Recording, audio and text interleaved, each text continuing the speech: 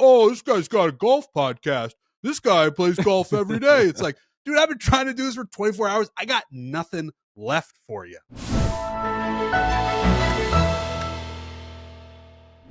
Athletic, bold, commanding Chevy Equinox EV, bow tie, the whole deal, like a rock. We love the Chevy Equinox EV. We're going to get into that. But this show, we're going to get into quite a bit. We've got some Big J talk with Bob Harig joining the second half of the show with myself. We combed through this entire LIV thing, the process. Is he surprised that it went this fast? Roll up. Who's he listening to? Is he talking to Tiger? What's all going on with that? And the first half of the show, we have Trent Ryan returning from Stool After Dark, where he had a hole-in-one challenge. All three of them had to get a hole-in-one. We dive into that. Frankie's got a new list. It's a great show today. Great show, yeah. Trent Ryan, hole-in-one man. I mean, that's huge for the brand. We haven't had a hole-in-one ever. Him getting one, that's the first time any of us have seen the ball go in the hole on camera, right? Regardless of it being on a screen or anything. I think so. Foreplay guy just made a hole-in-one. So if you've seen the title of the podcast or the YouTube podcast video, yes, we did get a hole-in-one, and it was last night or this morning at 7 a.m. Trent Ryan. Yeah, great show. Chevrolet, obviously the presenting sponsor, always there with us. We're about to be in Orlando for the PGA show. We'll be in our Chevrolet going from the hotel down to the PGA show and driving around playing the local golf courses. We got some filming to get done. So very excited to get back on the road. It's a big year ahead with Chevy. Big year ahead. We appreciate you, Chevy. The Equinox EV. This part I love, which is the available Super Cruise hands-free driver assistance technology. We love that. We love the 17-inch diagonal center screen, which is the largest of any EV in its class. When it comes to EVs, the Chevy Equinox EV is the smartest choice you can make.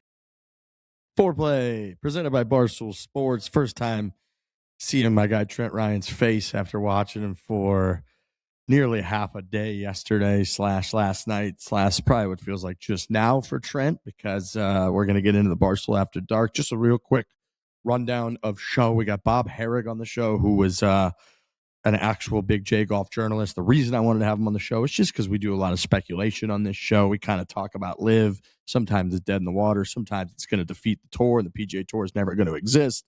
We talk and laugh about Jay Monahan or Brian Rolap, and Bob Harig actually knows this stuff. He was literally just driving from 3 days at the LIV event. He was at TGL last night.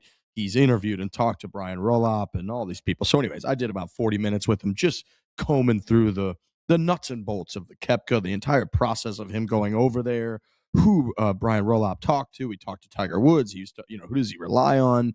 What do the franchises look like? Is LIV really dead? Does he, all that stuff. I just wanted to get into it with him. So that's the second half of the show. The first half of the show, we got to congratulate Trent Ryan. Got a hole-in-one on the 7th hole at Pebble Beach to finish off a successful 11 hours and 20 minutes of Barstool After Dark with Tate and Lacey. So congratulations, Trent. Thank you. I really appreciate it. Yeah. We talk a lot on this show and in the videos that we do that this group just can't get a hole-in-one. Every other YouTube group in the world gets a hole-in-one every single weekend, it seems like, and we can't do it. We've been doing it for 10 years, videos nonstop every week, all the time, no hole-in-ones. So I guess if, you put me in a room in the Barstool Chicago office with a simulator and you force me to do it, I'm just going to end up doing it. And yeah, Tate had texted me last week, kind of when the Mincy stuff was going on with Riggs. And he was like, we're kicking off season 3 of Barstool After Dark. Do you want to come out and do a hole-in-one stream? We're going to do a hole-in-one stream to kick off the season. And I was like, sure, let's do it. I had been at the Jerry TGL one, which I didn't realize, but they told me last night was his last one. Once he did that, he was like, I'm done doing this. I'm like, I'm done. And at that one, it was down in Florida. And I was like, I'll just go support Jerry for a couple hours. And the next thing I knew, I was sleeping under blue tarps at 4 a.m. trying to will Jerry to make a hole-in-one. Yeah, so I flew out there. It was me, Lacey, and Tate. I will say, and I love Ohio State. We're brothers. We went through the storm together last night. It was a battle. We were on the battlefield. Tons of battlefield talk on this show recently. That's a battlefield. I didn't realize that we were all going to have to make a hole-in-one. I thought it was me, him, and Lacey, and we're going to try to make a hole-in-one, and then we all get to leave after that. Once I got there, he was like, we're doing 3 hole-in-ones. Or once I saw the graphic that he sent to me, he was like, we're going to each try to get one. And I was like, holy shit. And I tweeted this, and it was the truth. The first 3 hours is where you're going to get the most out of me. because as I get older, as I like get nearer to my 40s, I try to keep things pretty consistent, and sleep is a big one. Like I go to bed, I basically get into bed at 10:30 every night, and that is rule, that is law. And then once a year, I guess I just ask my body to be like, hey, could you stay up all night and swing the golf club 500 to 600 times? And it doesn't, like, there's no way to prepare your body for that. And it doesn't really know it's coming. So yeah, no, it was, man, the three of us talked a lot about, we're rooting for each other, but we also never wanted to be the last person to have to get it, because that is so much pressure. And so the whole time I'm like, I got to get one. And we had 0 for the first 9.5 hours. It was 4 a.m. I'm in the same clothes. 1,335 shots went with 0 holes in one. 0. And I could tell Tate was worried, because he had, for the second year of Barstool After Dark, they had done, him and Jerry had done a stream where both of them made a hole in one. So he was like, oh, and we did that in about 8 hours. So we'll be able to do this, no problem. Like, the thing is you're so cocky going into it. You're like, we're going to do this in 2 hours. And I think people are actually going to be pissed that it didn't take longer. And then when we were 9.5 hours in and we had 0, I could see on Tate's face him being like, I might have gotten us into something that we can't get out of now. And then thank God for Lacey. She's an incredible golfer. Anybody watching an Invitational, I know she didn't love her performance in that. She just didn't play that well, I guess. But like, she was so consistent. And then when you finally get one, because for a long time, we actually didn't know if the program would allow you to get a hole in one. We got close so many times to the point where we start setting. Right. Where we start to psych ourselves out, where we're like, we've gotten so close, I actually don't think you can do it. So for her to get one and be like, okay, now we got a little bit of momentum, then take out one. And then I was really feeling the pressure. At that point, it's 5:30 in the morning, and you're just like, I am one swing away. It's on me that we can walk out of those doors. If I put this ball in the hole, we can leave. And then there was about a 15-minute golden era after Tate made his, where I was like, I'm on it. I'm close. And then things started to break down a little bit. I think I'm fairly good at staying positive regardless of the situation. But when I go down to negativity land, I go there fast. I go there really, really fast. And I'm just like, I don't have it. So and there's no getting you out of there. There's no getting you out of there either. It's none. And yeah, I'm just like, I don't have it. So like, we're all just going to have to plan out our next week in this office, get all the food you need, get everything that you need, because we are going to be in this office for the foreseeable future. And then somehow, some way, I made one, and it was, it's the happiest I've been in a very, very long time. But it was a grind, boys. It was an absolute grind. Yeah, I mean, we all were very worried for you, for sure. I mean, when you see that graphic of 3 hole in ones, you just think there's no possible way that could take months, like legitimately months.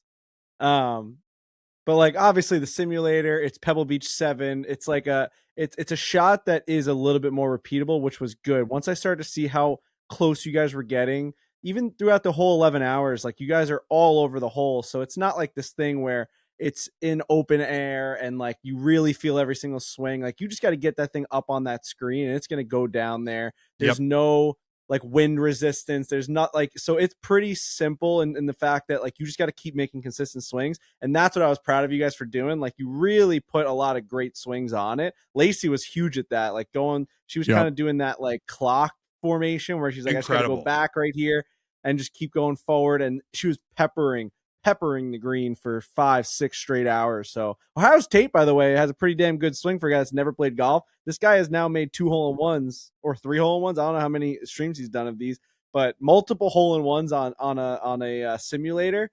Really impressive. And yeah, the fact that Trent got it done, there's no weirder feeling for us, like knowing that you're going into that. And like, I'm laying in bed watching you, and then I just then go to sleep, and you are continuously swinging his golf from Chicago. I woke up with Frankie this morning at like 7:05, and I like that feeling. It's like a drunk feeling where like I feel like I'm wasted, where I'm waking up and I'm like, I gotta check my phone. Like, what happened last night? Like, it's that feeling of what happened. And you check your phone and Trent is still swinging a golf club in Chicago. You're like, am I awake right now? Or the group chat with the three of us and Brendan Jones, I saw you guys were talking about this exact thing in there, and I was getting angry because I was like, I don't want to read these anymore. Like Riggs was like, I just ordered dinner. I'm playing NHL online, and I can choose to go to bed whenever I want. And I was like,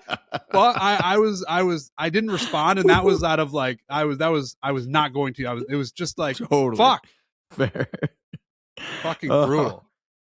Dude, It's good so for brutal. you. Really good hole in one though too. Like you finally, Sick. and also it takes a lot of time with those simulators to find like where to get the clicks because everyone just thinks you hit it straight, but like that aim point part is huge because your straight might not be straight. Yeah, it's huge. Dude, yeah. People don't get either. Like, just we did the hour-long one, and we've done some challenges where you got to like accomplish something, and you're kind of stuck there. People have no idea once you get into the rut of that, you're just stuck there. How just brutal it is because the first couple hours are kind of exciting. You're putting a new move on it. You're going to change clubs. You're like, we're going to get this hole in one. You have this vision of what it's going to be like, how happy everybody's going to be. And then you start to get however deep into it.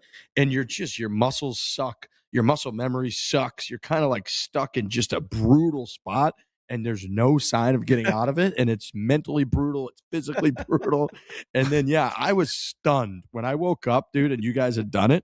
I was stunned. And not because I didn't think you guys were capable, but it took your first hole in one. Lacey's first hole in one was shot 1,336. And then your guys' last one, Trent's, was it shot 1,575. So you guys like had nothing. And there's no, like, you're never closer to getting a hole in one. It's like every trial is just an independent trial. If you could come as close as humanly possible 3 times in a row, and you are no closer than 11 hours earlier when you started. It just doesn't. There's no part. So I saw one Stoolie tweeted at us. He's like, I'm a mathematician. I ran the numbers. It's like a 1 in 8 trillion chance that they do this or something like that. I was like, well, I think if you went to a real hole where like outside and you said all 3 of us have to make a hole in one, I genuinely think that would take you over a month. I actually don't think it'd ever get done. I don't think it would ever get done. I think with cameras and the drama and the anxiety, I think like what we did in Arizona, I don't think like if someone said all 3 of you have to make this before you leave, we'd still be there. So I mean that's also an option in a simulator. There at some point you just stop making good contact. Like your body legitimately breaks down at some point. You would have had to go to sleep and then wake up and feel a little bit more rejuvenated. Dude, at the end, when I was really struggling and when I get really tired, I just start chunking the ball. Like I just have nothing in my arms, nothing in my legs. It's still yet to be seen. Like I think they might chop this hand off. It hurts so bad. I am so sore. But it was, dude, it's this thing. This might be the last time you see this left hand on this podcast. I think they might be getting rid of this thing. But everybody knows Pebble Beach 7th hole. It's 90 yards. I was hitting an 8-iron, and everybody in the chat is like, "Oh, this guy's got a golf podcast. This guy plays golf every day." It's like, dude, I've been trying to do this for 24 hours. I got nothing left for you. I got no energy. It's like I'm going to use whatever club that I can just limp up there and hope that it goes in the hole. Oh man, just a really brutal way to spend a night, but also just the greatest elation and success feeling ever when you get it done. You had a goal and you accomplished it, so good on you guys. Great stream, way to kick it off the year. Really, really fun to be able to watch it, and I was happy I got to see it live. There's no better feeling than that too, like that long of a stream and you get to see it because everyone's sleeping, you're waking up, you don't know what's going to happen. Luckily, you were out there in that room all night long, just freaking swinging off clubs, and you wake up and you make it, and it's so satisfying as a viewer. It was a huge motivator to get it that early because I didn't want to. I was talking to PFT yesterday before he had gone home, and he was like, "I'll see you tomorrow morning," and I was like, "Absolutely not." And like the motivation of not seeing a bunch of people coming into that office freshly. They slept for 8 hours. They had a great night. Brandon Walker, he was the one guy that we did see because he gets there super early. Wake Up Barstool. I mean, that's an early production. They got to be there. But I just couldn't see the whole office come in and be like, "Hey guys," that was maybe the number one motivator for me. Well done. Well done. Honestly, you had such a brutal night, like not sleeping and swinging. I think I would take that every night over what I had to do this morning, which was go to a freaking oral surgeon and get a screw put into my mouth like it's a freaking screw going through drywall trying to find a Did you stud. get shot last night? What happened? Yeah, why? Dude, I don't have an adult tooth under my baby tooth, and like right here in the corner. See, I had no tooth there. Yeah. So it finally got so low that they had to take it out. It lasted forever. It's a tooth that you don't really chew on. It's right next to like the fang one there. And it's like in front of the molars. It's like a random ass tooth right there. It's like the beginning of your chewing teeth, right? So I let it go. And then finally I'm like, I gotta get this thing out. 31 years, 32 years, however long it's been, I've had this tooth in. It's gotta go, man. Turns out I always knew since I was in like, 5th grade that I had no tooth under there. They do the scans when you're getting braces and stuff. Like, you don't have a tooth under there. It's nuts. So I was like, that's a problem for when I'm 30. And that came knocking hard, quick, like real quick. So I ended up getting it extracted, which was horrible. That was when we went to go to Hershey, Trent, when you and I went to Hershey headquarters, and we had to go speak in front of all of Hershey executives about our partnership with One Bars. I had to get my tooth extracted and my wisdom teeth extracted all the day before. I was on like, who knows what I was on. I don't even know how I made it to Hershey. I don't remember that drive all the way down to Hershey, Pennsylvania. But it was an absolute scene. And then he goes, all right, you have to come back now. We put this like bone graft in because you need now bone. So essentially like you're putting in studs like in the wall. Like now we're rebuilding your garage of your mouth. You got to come in once that seals up. And I just let that go. I was supposed to go 7 months ago. And every day when they would call, I would say to Hannah, I'd say, I feel great today. Do I want to go walk into this room and feel like a piece of shit? Right. Like, why am I going to let this guy take a drill and drill something in my mouth? I feel awesome. And also, no one even knows I got a missing tooth there. You can't even see it. Like, I feel great. Then they're sending me all this big tooth media stuff about like your teeth around it are going to start getting eroded and the tooth up top's going to start coming down because it needs a tooth. I'm like, I don't know what you're talking about. Brock Nelson pulled a tooth out of his freaking mouth when he was on the bench during a hockey game. You telling me he's got all this stuff going on? No, they don't give a crap. So I go there yesterday. I go there 2 weeks ago to get checked. He's like, we got to get this thing in. It's also going to cost you $2,500. I'm like, now I get it. Insurance isn't covering it. Now I know why you keep knocking on my door, leaving things in my front door saying you need a post in your mouth. So now I go this morning and I'm like, let's get it done. Let's go. Here we go. And he gets right into it, man. You're signing papers. You're giving your credit card out. They give you the credit card thing when you're sitting in the chair. You're like, what else do you want me to do? You want to run out of here? It's ridiculous. So now you're signing away like I'm freaking buying a freaking sports car. And he goes, all right, you're going to hear some stuff. I'm going to give you the Novocaine. The Novocaine's hitting the back of my throat. It's like, now I can't breathe. It's horrible. Like everything's just like so numb. They're talking to you and you're having conversations, even though you're getting mouth work done. You're like, I can't believe this is happening. Then he goes, all right, brother, like I'm going to take this drill, and he shows it to you. I'm going to take this drill and we're going to go in. And kind of like, he takes a freaking hammer and hammers in a hole. And then he just takes a drill with some water and goes, and just makes a hole. Right. Then it gets even worse. Then you think you're done. You're like, and you feel the pressure of it going. You don't feel the pain, but you feel the pressure going into the bone. Yeah. I can't believe I just touched it that hard just now. But you feel the pressure going into the bone. And then he takes a screw and actually takes one of those little, like those cranks and cranks it in. So you hear the, and it's screwing into the freaking bone. And the whole time you're thinking, how is this allowed? Like, how are we this barbaric? And also, how does our body accept this in our mouth? Right. How are we not rejecting this? How am I not puking all over the floor right now? This is torture. This is medieval torture. I went to a castle in England and they showed me the torture room. And this was one of them where it's like they literally would just like drill into people's like heads and their mouths. Like that's what I paid for today. So I had that, and now I got to go back and get a tooth on. It's gonna be another $2,000. It's absolutely outrageous. You can speak right now. I'm surprised you're like your whole mouth isn't numb, and I'm on like a strong like ibuprofen, kind of and to be honest, like it actually it doesn't hurt as much as you would think. It's weird. I think the upper one is where like I'd be in bed right now because they got to hammer it up.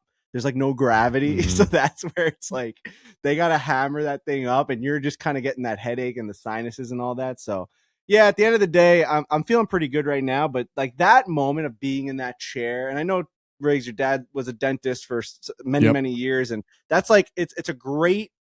I was looking at him doing it to me, and I'm like, what a like all these people. I really value their work, and I think that they are extremely valuable to this civilization, because like who else is going to be drilling into people's like you need people to do this, right? Because like you need to like have healthy teeth, and you have to have healthy gums, and you need to get heart surgery, and but like, and I'm looking at it, I'm like, how did you end up here doing this to me? And I'm like grabbing onto the chair, my legs are moving around, I'm tearing, he's wiping the tears away from my eyes. I'm like, this is just a bad day for all of us, like for you, for me. What are we, this is your job, to do this to me right now. This is so yeah. Dude, it was a tough day, but I feel good. I mean, he's a great oral surgeon. Like he's one of the best, so I mean he makes you feel good at the end of it, like he really tightens it up and stuff. But it's bizarre. My old man would talk about it, not all the time, but when we would get into it a little bit, when he's feeling down or whatever, we'd go get a drink with him, talk with him, and he'd be like, yeah, like every person that comes to see you does not want to be there, and they've been dreading it for weeks.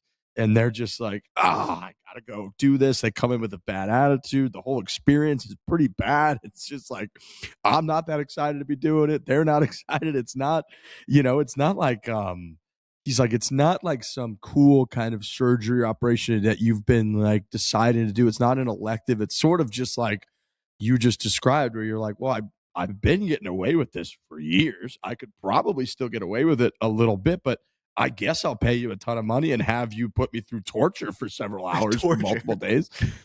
He's like, so when he would describe it, he's like, it's kind of a bitch, to be honest with you. It kind of fucking sucks. The good thing is he prescribes ice cream, which is also, that's a nice little wink out the door. Why don't you have some ice cream today? Maybe some Jell-O, some ice cream, keep it nice and light and soft. I'm like, no problem.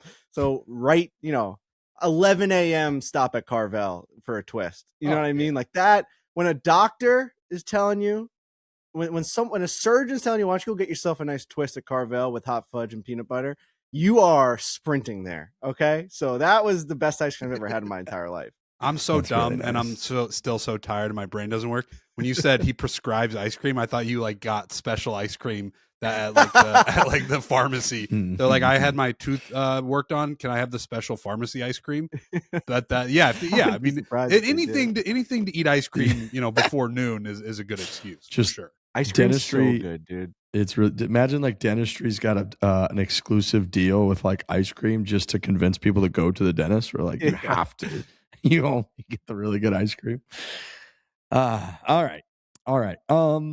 Couple things to get into. I watched a little TGL last night. I hadn't watched TGL yet this year. I know this is maybe the third or fourth night or something, but Tiger Woods was out there. He's walking around with the Jupiter Lynx team. Kisner was playing. Homa was playing. Akshay Bhatia was playing. So I watched the whole thing. I was just sitting there with on my phone, kind of scrolling through and watching. Couple takes. I know we filmed the video with Sahith Theegala a couple months ago. They actually did well on YouTube. People liked it. That guy's the man, so people love him. But also just kind of gets people going. It's very visually stimulating. It's like we've said it before. It's like some of these futuristic like video game tournaments or championships that you see where they're playing, or esports, I guess people call them, where they're playing in like arenas and there's lights and there's shit. Kind of feels like that. That part of it's still cool. A couple takeaways I had. They've done a good job improving the golf holes, I thought. The Stinger hole is very cool. The fucking canopy hole where Matthew Fitzpatrick almost holed it yesterday is cool. You can drive it over the green. It's like a 280 yard or whatever the hell it is, par 3 or 50, but you can fly it all as far as you want. There's a huge canopy behind it and it like rolls back onto the green. Very cool. I thought that stuff was cool. A couple takeaways, that a little bit of feedback from me that I didn't like. One of them was that the value optimization of the hammering has taken away from TGL. And what I mean by that is like, it used to be, the hammer was almost like people are used to having it on the golf course when they play with their buddies and they're having some drinks. They would just throw a hammer to be like, oh, you're fucked, hammer, take it. It'd be a lot more fun. You're playing for a lot more. The dramatics are higher. Now I call it kind of the Cantlay effect, where it's like, well, technically, unless they're at 8 feet, you shouldn't throw the hammer because you need a 60-40. And now every team's adopted that. And so the only time they throw the hammer is when it's a 60-70% chance they're going to win the hole, and the other team, it's not worth it to give up 2 points, so you just give up the 1 point. So instead of getting all these fun moments on the green where you have a huge 8-footer and then the other team has a chip to try to hole it, or if they don't hole it, they have a 5-footer, all of that is now scrapped, and they just go, nope, we don't accept the hammer, and they just walk back to the tee. So they were doing that. That happened like 5 times yesterday out of 15 holes, only 15 holes. So out of the 15 holes, all the fun drama around the green where people have to make big putts, everyone just picked up their ball, picked up their clubs, picked up the hammer, said no, and just walked to the tee. So I think they got it. Like every team gets 3 hammers now. I almost think they got to do like back to 1 hammer, but I don't know. It wasn't. And Trent, you were doing the whole thing, so I don't think you were watching any of it. I don't know, Frank. Again, I haven't watched any of it. I watched first time, but you know what I'm saying, Frankie? Where it was like there wasn't. Yeah, it does. It takes away for sure. I think that they probably sat around after last season and said, how do we avoid blowouts? Because there was a lot of blowouts. Like you would watch a match, it'd be on ABC, and the Jupiter Lynx would have Tiger Woods, but they'd be losing 12-4 after like 5 or 6 holes. It's like, we need a way to get these guys to get back, give them multiple ways to get maybe 2 points in 1 hole or something like that. We need multiple ways. They've obviously done the math on saying this is the most hammers we can give out because this keeps them in the match for X amount of holes, regardless of how much you're down or whatever. But I agree with you. I think it's very, if you're trying to build drama and big moments, which is what TGL is supposed to do, it's supposed to take all of the bullshit out of golf and just say, I want to see you drive the ball and I want to see you putt the ball. That's like really all it is, right? So those are the biggest moments. Can you hit the big shot at the tee, and then can you drain the putt or hit a good chip if you miss the green and like you can hole it out because the other guys are on the green like that? Those are the big aha moments as a viewer of watching golf. You go back to any big moment in all of golf, most of them, 99% of them, except for like the Rory McIlroys around the trees on 15 at Augusta or something like that. Essentially, a lot of the highlights are putts. And like, if you're just taking away all those putts because like the team is just saying we can't win this, you're giving them you're making them say we can't give you an electric moment. That's what you're saying, right, by saying we give up. Like you're right, we give up. We can't 1 putt, and you're just going to 2 putt, and we can't win. It takes away the entire way that the European team won the Ryder Cup. The whole stats were that the U.S. hit it closer and the Europeans hit it farther, and then they made putts, flipped the script, and won. And it took that away because as soon as you get people in that statistical edge, the Patrick Cantlay thing, as soon as you get them in the statistical edge, they just throw the hammer, they don't accept it, and they clean up everything and they go to the tee. So it's almost, that part was driving me nuts, and I didn't really realize it till we got 6-7 holes in, and I was like, wait a second. They're taking away all the fun moments. Like, unless somebody holes a driver off the tee, there's no like moment to be excited about. So yeah, that kind of drove me nuts. That's frustrating. Another one that caught me off guard, which is such a weird thing that I picked up on, but I need to know the answer on it, is they interviewed someone in the crowd, and it was a baseball player, and I'm blanking on who it was, but it was a big athlete.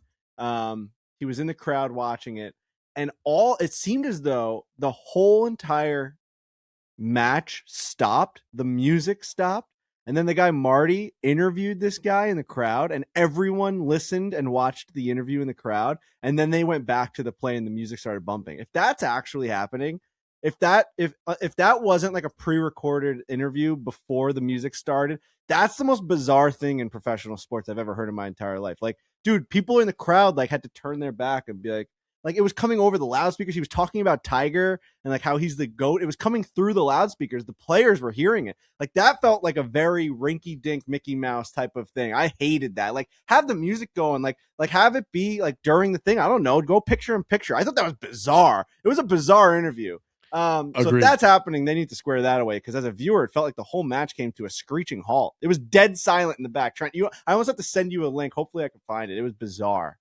I agree. I thought every time they did like some of those interviews, it felt that way. Even when they like interviewed Kiz in the middle of it, and they brought him out into the middle of the whole thing, and it felt like they shut the whole stadium down. And then he made like a funny little jab about Tiger, but like Tiger was like right there, but it went to the whole loudspeaker. But like weird. He kind of acted like he didn't hear it. It was fucking weird. I was just like, what's happening? Yeah, and they have to figure out the technology a little bit. Like, Akshay's mic didn't work the whole entire night. He couldn't hear anybody. They're talking, and then Kiz being Kiz, like, Kiz is like, Akshay, you're just like not answering any of the questions this guy's asking you. And then Kiz started to relay some of the questions from the booth.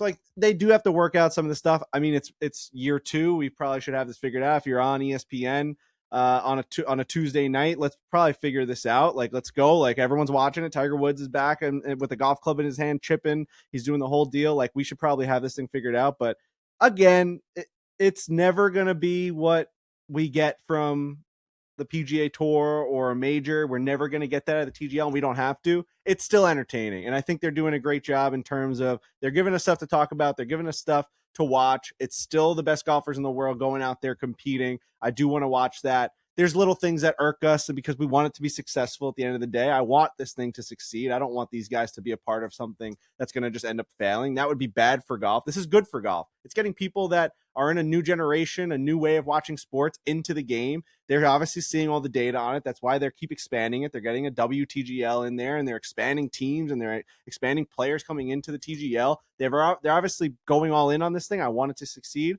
There's just little things they have to tighten up as a viewer, and we're always going to have things to nitpick at it. And I think that's a good thing. And I think they also take constructive criticism pretty well, because it seems like they are adding. People said, oh, the hammer was this, and then they added more hammer stuff. Now maybe they dial it back. Who knows? So I'm still excited for the future of it. I thought, again, watching it for 2 hours last night, I thought the first 30 or 45 minutes were actually really good. That's when Kiz, Homa, and Akshay were winning. And those guys were awesome. Kiz is very funny. He's very good at this shit. He remains the best. Max, very, very good at that stuff. And Akshay, he was pretty locked in. His mic didn't work, so you couldn't get a ton out of him. But his swing, how scrawny he is, being a lefty, he's just fun to watch hit the ball and hit shots. He was also playing way faster than the other guys, so he's hitting chips to a foot every time. He was just really fun to watch. The New York team, no offense, Frankie, I hate to bring down one of your franchises like this, but they are so unimaginably boring. And when you look at it, it's like their team is Matthew Fitzpatrick, it is Cam Young, and it's Ricky Fowler. And Ricky Fowler's great from a marketing standpoint, but he's not out there like Mr. Electricity. They are just by the book. Even when it's hammer time, they kind of turn up their mics and they're like, what do you think, Cam? Should we hammer here? Cam's like, no, I believe at 8 feet is when we should hammer. This one's at 7 feet. They're like, okay. And then they don't hammer. And then it was like that every time they panned to them. And so the first 30 or 45 minutes were great because Kiz and Homa and Akshay were they were winning. They were laughing. They were having a good time. And then those fuckers are so competitive that once they made a couple of mistakes, Kiz had a shot clock violation, and then Homa missed a 3 or 4 foot putt. Then the next hour, they were relatively quiet because they were just getting their dicks kicked in. They went from up 3-1 to down 9-3 or whatever the hell it ended up being. And those guys are so competitive. I get it that they went from Laffy Taffy and they're giving Tiger shit to just pretty quiet. And then the focus became the boring guys, and it just wasn't overly exciting at that point. So, so that was for kind of my takeaways. Tiger in that environment is so funny to me because he's just a hint of not normalness to him and everything that he does. Even when they cut to him the first time and they could tell that SVP and Tiger were going to do a 2-minute interview he had to get it out where he talks and addresses the Brooks thing. So he did, but he's it was just he was 10% away from being able to put together normal sentences, but something was just missing. If you put it into AI, that would be nah, that's a fucking alien.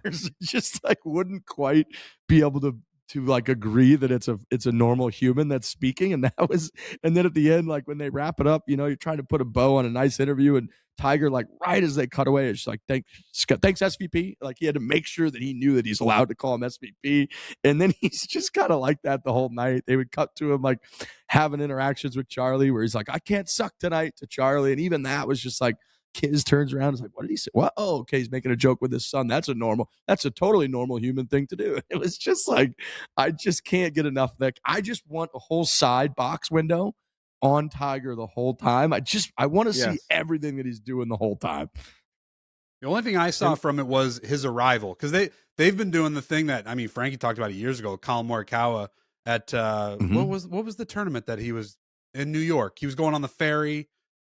Why am I blanking? Oh yeah, it was the Remember Northern you were Trust, wear a suit, and then you can. It's the NBA's been doing it for years, where they show the guys coming to the arena, and it was oh wow, this is their fashion sense. And I just saw, I saw clips of pretty much all the guys, but Tiger and the jacket and the whole thing, that he's really into it.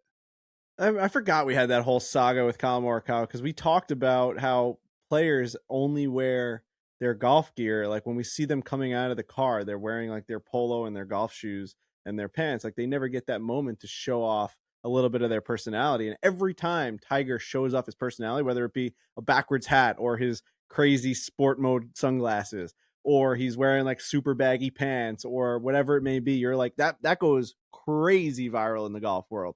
So when we had that conversation with Colin and he was a returning winner or something, and he had to take the ferry over to Liberty National, it was like, we had that conversation about, why don't you make a statement? If they're going to film you, like showing up to the golf course, wear what you like to wear. Like, who is Colin Morikawa? He's like, I like to wear crazy nice suits. Like I like to dress up. I never get a chance to. We don't get to do that.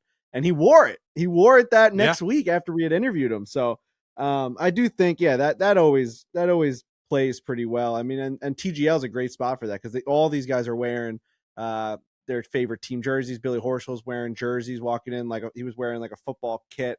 So it's fun to see that.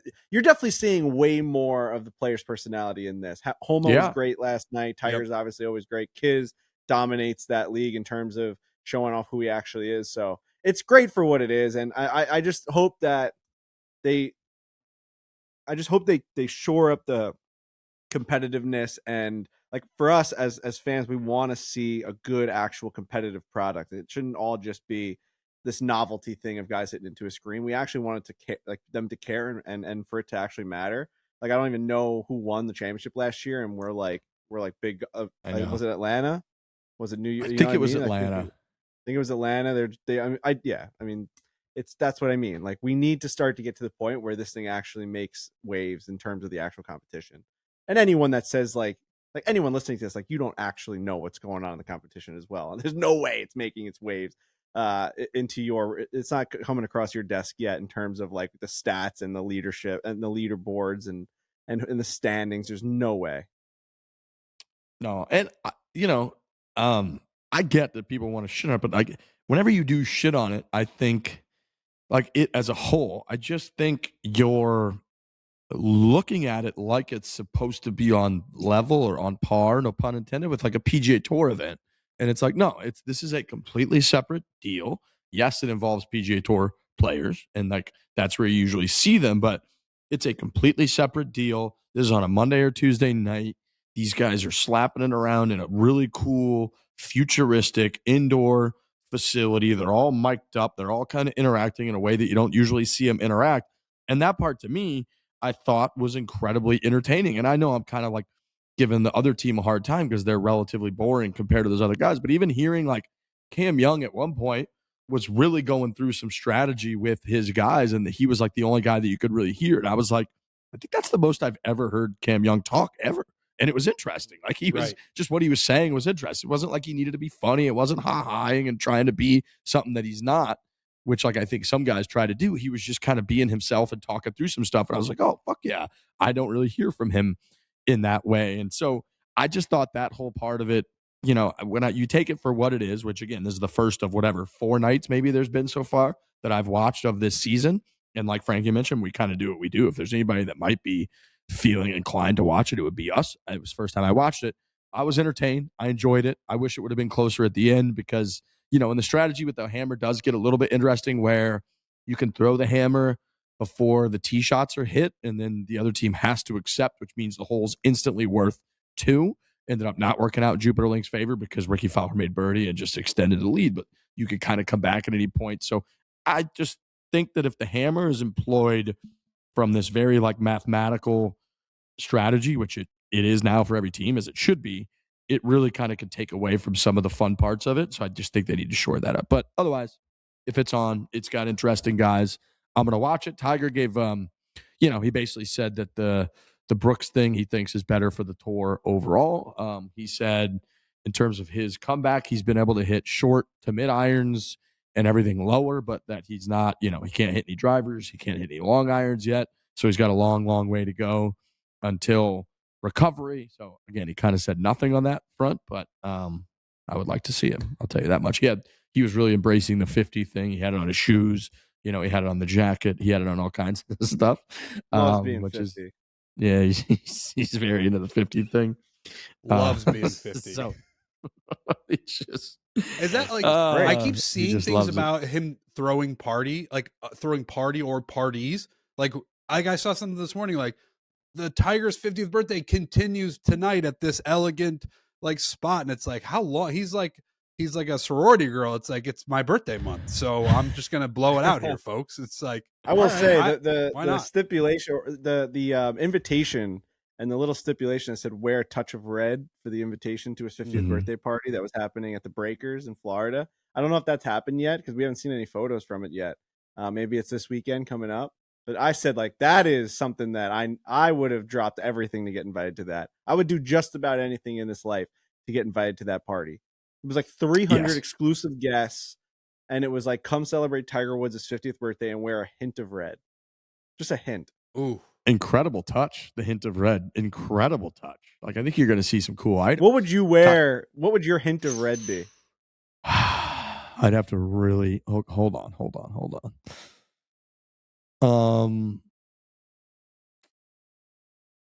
Like the there's those really nice shoes that have the red bottoms on them. I think they make men's Louboutins. I would maybe just be like, Taylor Swift only wears Louboutins. You ever see that? Is that right? I didn't know that. Yeah, that might be. Does she have like a deal with that them, might be like too subtle though, because you have to lift your foot and be like, here it is. Imagine Tiger comes over to you and he's like, "Where's your red, dude? I don't see your red." I think I would wear just I mean, it's at the Breakers, right? So I would assume that it's a pretty classy party. So I'd be fine wearing a nice tapered black suit, black pants, and just, I mean, you risk looking a little bit like a valet person or a waiter. I'm thinking of like Borelli's outfit, but I think I don't think you go red tie. I think you throw a little bit of a black tie with some hint of red in it, and then the red handkerchief right there in the pocket square. I think you go red pocket square. That's just a line that's showing, just a line, and then a hint of red in the tie. Here's kind of maybe red socks too that are showing ankle. You show a little red ankle. I like that, dude. I was thinking I like to wear like gray, so I would go like gray suit. I would go white, nice white button down, no tie, and then just the buttons red on the shirt. There we go. This guy knows what he's doing. You know? Or it's black buttons, but the threading is red. So it's like Tiger comes over, he goes, "Riggsy boy, what's up, my brother?" Like he said to you at the PGA Championship, which is so outrageous. But what's up, my brother? If he looked down at you and just saw, and he goes, I see the threads. You know? I see the threads. That's it. Nice threads. That'd be it. Like, oh fuck. Oh fuck! He is going to have to address the red in everybody, right? He'd be like, "Oh, nice, yeah, you did nice the touch threads. of red." I think he has. And then you're going to have people show up in the whole thing. They're going to wear, like Pat Perez is showing up wearing like red Jordans, the red suit, the whole deal, red top hat, red everything, yeah. Which he's going to love too. But I think he would really respect like if you went custom. Red, like like red threading around like the button, or like a cufflink or something like that. You know what I mean? Like just a little hint, a hint of red. I like to. Did you see? I pulled it up. Did you see that he? The dinner menu is going to be highlights from all of his different Masters champions dinner menus. Fuck, man! What a party! I would just want to see the guest list. Like, is that available? I'd love to look at it. Probably not. I know. I don't know. Yeah. Where is that cutoff? Oh. I'm trying to think who are we gonna have at that party? Like who do we have reached to that's gonna be at that party? Does Kevin Kisner get invited to Tiger Woods' 50th birthday party? That was gonna be my question. They're down there. I mean, everybody's in Jupiter, or they're down in the Jupiter area. Why not? I gotta think he's close. I think Kiz is. Yeah. I think he does. They like. I think he does. Kiz is in the top 300. That's top 300. It's tough because you got to think 100 of those are strategic, right? They're just like business, guys you got to have there. Yeah, right. You think roll-up's there? Yeah. That's a strategic. Just, you got to invite the boss. Like, you know what I mean? He's got to be there. He's got, Steinberg's there, Robbie Mack's there. Rory's going to be there. Well, the Rory's in Dubai, so he won't be there. Oh, man. God, I would love to see that guest list. That would We be gotta so get our hands on. interesting. Got to get our hands on that. We do got to get our hands on that. A couple things in the LIV Golf arena. Obviously, like I mentioned off the top, we kind of get into it for the last 40 minutes of the show or so. But interestingly, to discuss with this crew right here, the three other eligible fellas to jump ship and go over to the PGA Tour stated this week that they will be staying put. We had Jon Rahm, Bryson DeChambeau, and Cam Smith. Jon Rahm said, I'm not planning on going anywhere. I'm focused on LIV for this year. Cam Smith said, I made a decision to come here and I stand by it. And then Bryson, in Bryson fashion, said a lot more than that. He said, I've got a contract this year, and that's just going to be an ever-evolving conversation. Hopefully, I'm back next year. I'm excited for the potential for LIV. It just has to make sense for both sides, and we'll move forward in a cool direction if that's the case. I certainly don't want to let my Crushers GC teammates down. And then in terms of beyond 2026, he said, I have no idea what's going to happen in a year, but what I can tell you is that we'll do everything possible to make it make sense for both sides. Yeah, I'm not surprised that I didn't ever really think that another guy was going to jump. To me, that reinstatement window, that press release that they put out, it was more the PGA Tour and their new head honchos being like, we're the not fucking around crew. Like, we are going to make a statement here. Like, you guys have stolen our guys in the past, and our past leadership here at the PGA Tour was a bit toothless and didn't know what to do and didn't have a plan and maybe didn't go about it the right way. We are the guys who are here to fight against you guys. And that they're like setting a tone with that press conference more than I think even they were like, I doubt these guys are going to, I mean, we're giving them 3 weeks. Who knows what those contracts look like, blah, blah, blah. I think it was more of a tone setting thing than oh my God, we're going to get more guys than just Brooks. It's a power move. Yeah. It's like a call. It's like, we're going to call your bluff type move. It's like, here's our bet. And if you want to take it, take it. If not, we're rolling forward, and it puts the guys like Rahm and Bryson and Cam Smith kind of on their heels, this is just a power move. It's a game of chess, and they're moving into kind of check territory right now, and they haven't gotten to checkmate, but this is a check. LIV can move and maneuver their way around and see where they're at and kind of reassess their pieces and their pawns and all that stuff for the upcoming year. What can they bring to the table in terms of bringing in viewership and making a guy like Jon Rahm want to stay past his contract and make a guy like Bryson DeChambeau want to stay after 2026. These are all things that remain to be seen, and I'm actually excited to see what they do, because now their foot is to the fire and the pressure is on. So the roles have reversed, where the PGA Tour had to react. Everything the PGA Tour is doing is reactionary, because that is what started this whole entire thing in the first place. They had all this money. Phil Mickelson exposed it. And they're like, we're not getting paid enough. This is a horribly run league. It's not even a league. This is just, and they called it what was it, like a touring circus, where you'd pick it up and you'd bring it to the next city, and the workers wouldn't get paid that well. And really the top is getting all the benefits. And it was like this non-profit, but guys are making hundreds of millions. And it was just an absolute disaster, all exposed. New league forms. PGA Tour has to find $2 billion in equity now. I mean, like, now the money's outrageous. They're giving out equity. They're giving out 50 to 80 million in value over the next 5 years to all their players, top 50 players. So it really is a reactionary world. PGA Tour had to react. Now it's LIV's turn to react to this new kind of move, this aggressive move. Offense and defense, man. It's a game. Bryson had a couple other interesting tidbits of things to say. He said, I was surprised of Brooks Koepka's exit. I didn't know he'd be willing to give that much back. That's everybody's prerogative. He said, everybody has their own wants and needs. Ultimately, for me, I see a tremendous value in his teammates. And then another thing Bryson said, which I had Ryan Richardson kind of pull this clip so that we can listen to it, but he's essentially what I thought was interesting about this is he's essentially talking about this idea that we brought up earlier, and this pertains to us because YouTube golf, Bryson's huge in YouTube golf, and this concept that he could just do YouTube golf and play the majors. So let's hear what he says here. Yesterday at the press conference, I asked you about YouTube golf, and I know you've said previously, you could even just do YouTube golf and not play on any specific tour. Would that really be viable to stay competitive? That's an incredibly viable option. I'll tell you that doing the course record series and playing break 50s, it does keep me quite dialed in for tournament golf. That's why I do it right before competition. So it's a possibility. The financial opportunities are there, and excited to see what comes in the future.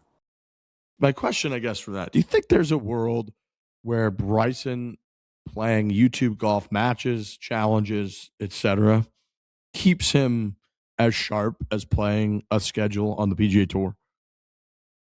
Yeah, I think it's a little biased for a guy that just has a big YouTube. You know what I mean? I think it's just a guy who sees that his YouTube channel is doing really well, and that's him rationalizing that that's what he could do for the rest of his life, which he could. But I think just diminishing what playing a PGA Tour season does for a player is just like diminishing what the whole entire sport is. Like, you can't tell me that Sky Schuffer going out there winning 7-8 times in a season doesn't help him become the number one golfer in the world. There's no way that that's not more valuable to having your game be strong and dialed in compared to doing a break 50 with like Fat Perez. I mean, we love we love watching these videos. We love being a part of YouTube videos. There's absolutely no way that that's the same. I see there's like a little bit of like the competitive edge where he's like, I want to do this. There's millions of people watching. I get that. There's a lot of pressure. We know that pressure. I sculled a chip across the green for $1 million. I felt that pressure. I don't know if that would have helped me win. Maybe if I do that all the time, maybe I can end up playing on a PGA Tour event and winning majors. But I mean, come on, Bryson. Like, he's allowed to answer things. Like, it doesn't have to always be the thing that he's doing. Why can't he just? I know he's usually honest. Like, that was a weird answer. Well, he's very smart, and I think I don't know if he means, like, if he thinks, I mean, he might think in his head, like, I could just do this and stay sharp. But I also think, and he mentioned it even in that clip, he is negotiating right now. And like, you can position yourself as like, I don't need this. So it's up to you guys. There's people that are going to believe what he said, though, which is outrageous. Like, you're telling me JJ Spawn losing in a playoff to Rory McIlroy at the Players didn't catapult him to then go win a major? That's insane to say that one doesn't equal the other. Of course it does. That's like what sports are. A team loses in the World Series, they come back the next year. Like, playing in the league obviously makes you better in that sport. Like, what are we talking about? The thing that is interesting and has always been interesting about Bryson is I think he largely means what he says. I just don't know. I can never tell where it's coming from. Like I'm saying, like, is he positioning himself for these negotiations, or is he just fully in on like, no, I actually think it wouldn't be that big of a deal. If I was just a YouTube guy, I think I would stay as sharp as I always would, because he's still, he can still practice. He can still, playing against higher level competition obviously makes you better. But in his eyes, he might just be like, I don't know, I can just practice and prepare as I normally do. Golf's so interesting, though, in that you're playing against the course and against yourself, and you're not really playing against the competition ever, with the exception of like match play, which they're not doing. Having said that, there's no way, and I think that reason is, I think the course setup is a huge part of it, and then the other aspect of being around the best players and seeing what they're capable of doing and shooting and how low they can go is going to just get you sharper to be out there for 4 competitive rounds, to get out there on Monday or Tuesday of the event and you have media obligations, you might have a pro-am obligation, you might have all of that stuff, is proven, and definitely is, like Frankie's saying, dramatically better for getting you in shape to win events than showing up for one day to do like, I'm going to try to shoot a course record at this public course. And it's just, they're not the same. They're just not going to be the same thing. It's not going to prepare you in the same way. There's absolutely no way. Now, I get what he's saying in that when he does show up, it gets his competitive juices going. He wants to make a putt on the 3rd hole to save, a par just as badly as he does in a regular event. I believe that. But I think when you take all of it at face value, there is no way playing a PGA Tour schedule doesn't make you infinitely sharper than playing a YouTube golf schedule. There's just, there's no way. Ben Griffin's a product of it as well. Like, when we've talked to him about it, he found himself getting hot during a PGA Tour season, ending up in these final groups where maybe the first time it doesn't go the way that he wants, he goes back, regroups, then all of a sudden rattles off 1 win, 2 wins, finds himself on a Ryder Cup team. Like, that is what playing consistently against the best players in the world does for you. It's almost outrageous we even have to have this conversation and have to like act as though that it needs to be explained that playing throughout the year against the best players in the world makes you better. I mean, is anyone on the other side of this argument that's listening to this? That's outrageous. I mean, like, if Bryson having a lead at the Waste Management Phoenix Open and seeing names like Rory McIlroy behind him, or Scotty Scheffler, Brooks Koepka, Matt Fitzpatrick, seeing those names on the leaderboard, that does something to your psyche. That's like, can we hold on to this? Can we build upon this? Does he falter in those moments? Does he drive away in those moments? Like, that is so different than, like you said, trying to come up with the next biggest YouTube video, which he is absolutely crushing. And I'm so happy for him and his whole entire business. And I think he's great for YouTube Golf. He's amazing for it. Come on now. I mean, that's just a negotiating tactic. And I think that's fine to say that in an interview on a driving range at a live event. Like, who cares? Like, it's just a guy going up there with his microphone asking him. Bryson has his thing he's going to say right now until he signs a contract, which is great for his negotiation tactics. But the problem is there's going to be people on Twitter and that are listening to this that are going to believe him, which is that frustrates me. Yeah, no, for sure. I mean, it had me thinking for a second. I was like, is that true? And I was like, wait a second, that's not fucking true. There's no way you could do that. But we have this debate all the time with pro golfers, like over beers, like we, not on the show, but like we've talked to people that are on the tour about Brad Dahlke, where they were like, isn't he like the best golfer in the world? And look what he's doing. They're like, you have no idea how different it is. We've talked to Brad Dahlke about it. He's like, dude, if I was playing on the tour right now, I would not be Brad Dahlke right now. I'm on YouTube. There's a huge difference than what they're doing out there week to week on those courses, in those conditions, against those players. It just is different. He's said that to us. And I can't, you can't stress enough either just what it takes to play competitive golf in a tournament and sustain it for 72 holes, right, with how long you have to be focused and locked in and avoid gigantic mistakes and ride the ups and downs and the momentum swings, and all of it is a massive factor in what it takes to be successful at professional golf level. And if you went and looked, like Kevin Kisner's a great example. There are probably plenty of times where we've played with Kevin Kisner where if you compared him to like Brad Dahlke in a YouTube golf environment, people would be like, this Dahlke fellow is way more impressive. But if you went, Kiz would probably be the first to tell you. You went out there and you put these two guys in a 72-hole event where it challenges every part of your game. You got to get that ball into the hole. You got to make every putt. You got to avoid the big mistakes. You got to, when you're not playing well for a 7-hole stretch, you got to manage your misses, manage your game, get it around and somehow even par instead of 5 over. And you add them all up after, 72 holes of golf, you'd be like, oh shit, Kiz has won a handful of times on the PGA Tour. Right. And Brad Dahlke didn't quite make it professional golf. So again, it's Dahlke, we're using you because you've earned this to be like, this is a reward for you to be used in this example. I want to see him do it. I want to see him try. The dominant guy in YouTube golf. So would I. And I still think that the world where we're at right now with YouTube golf deserves Dahlke to go give it a shot, because like we want to see, it's so big right now. We've reached a boiling point of YouTube golf and like how good are these guys actually? I want someone to go out there and actually put it to the test. Like, in our lifetime, in our window of being in this YouTube golf world, I want our guy, Brad Dahlke, the winner of the Internet Invitational, to go out and just go give it a shot. And so like all of us YouTube fans and all of us YouTube creators, we can rally behind him and be like, that's our guy going out there, giving it a damn shot, giving it a try. But if I were Brad Dahlke, I would be like, no. I would be like, the YouTube is sweet, man. Right. It's super sweet. Right. And it's a grind. I mean, we've talked about it. He's talked about it. Instead of Alistair's talked about it. It's a grind.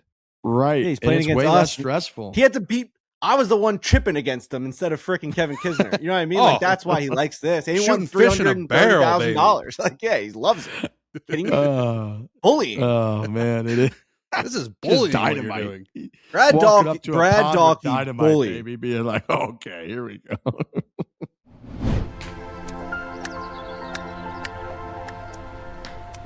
DraftKings Sportsbook, the #1 sportsbook for live betting, is making every snap, every drive, every moment of the NFL playoffs worth watching, with over $2.5 million in prizes up for grabs every Sunday during the playoffs.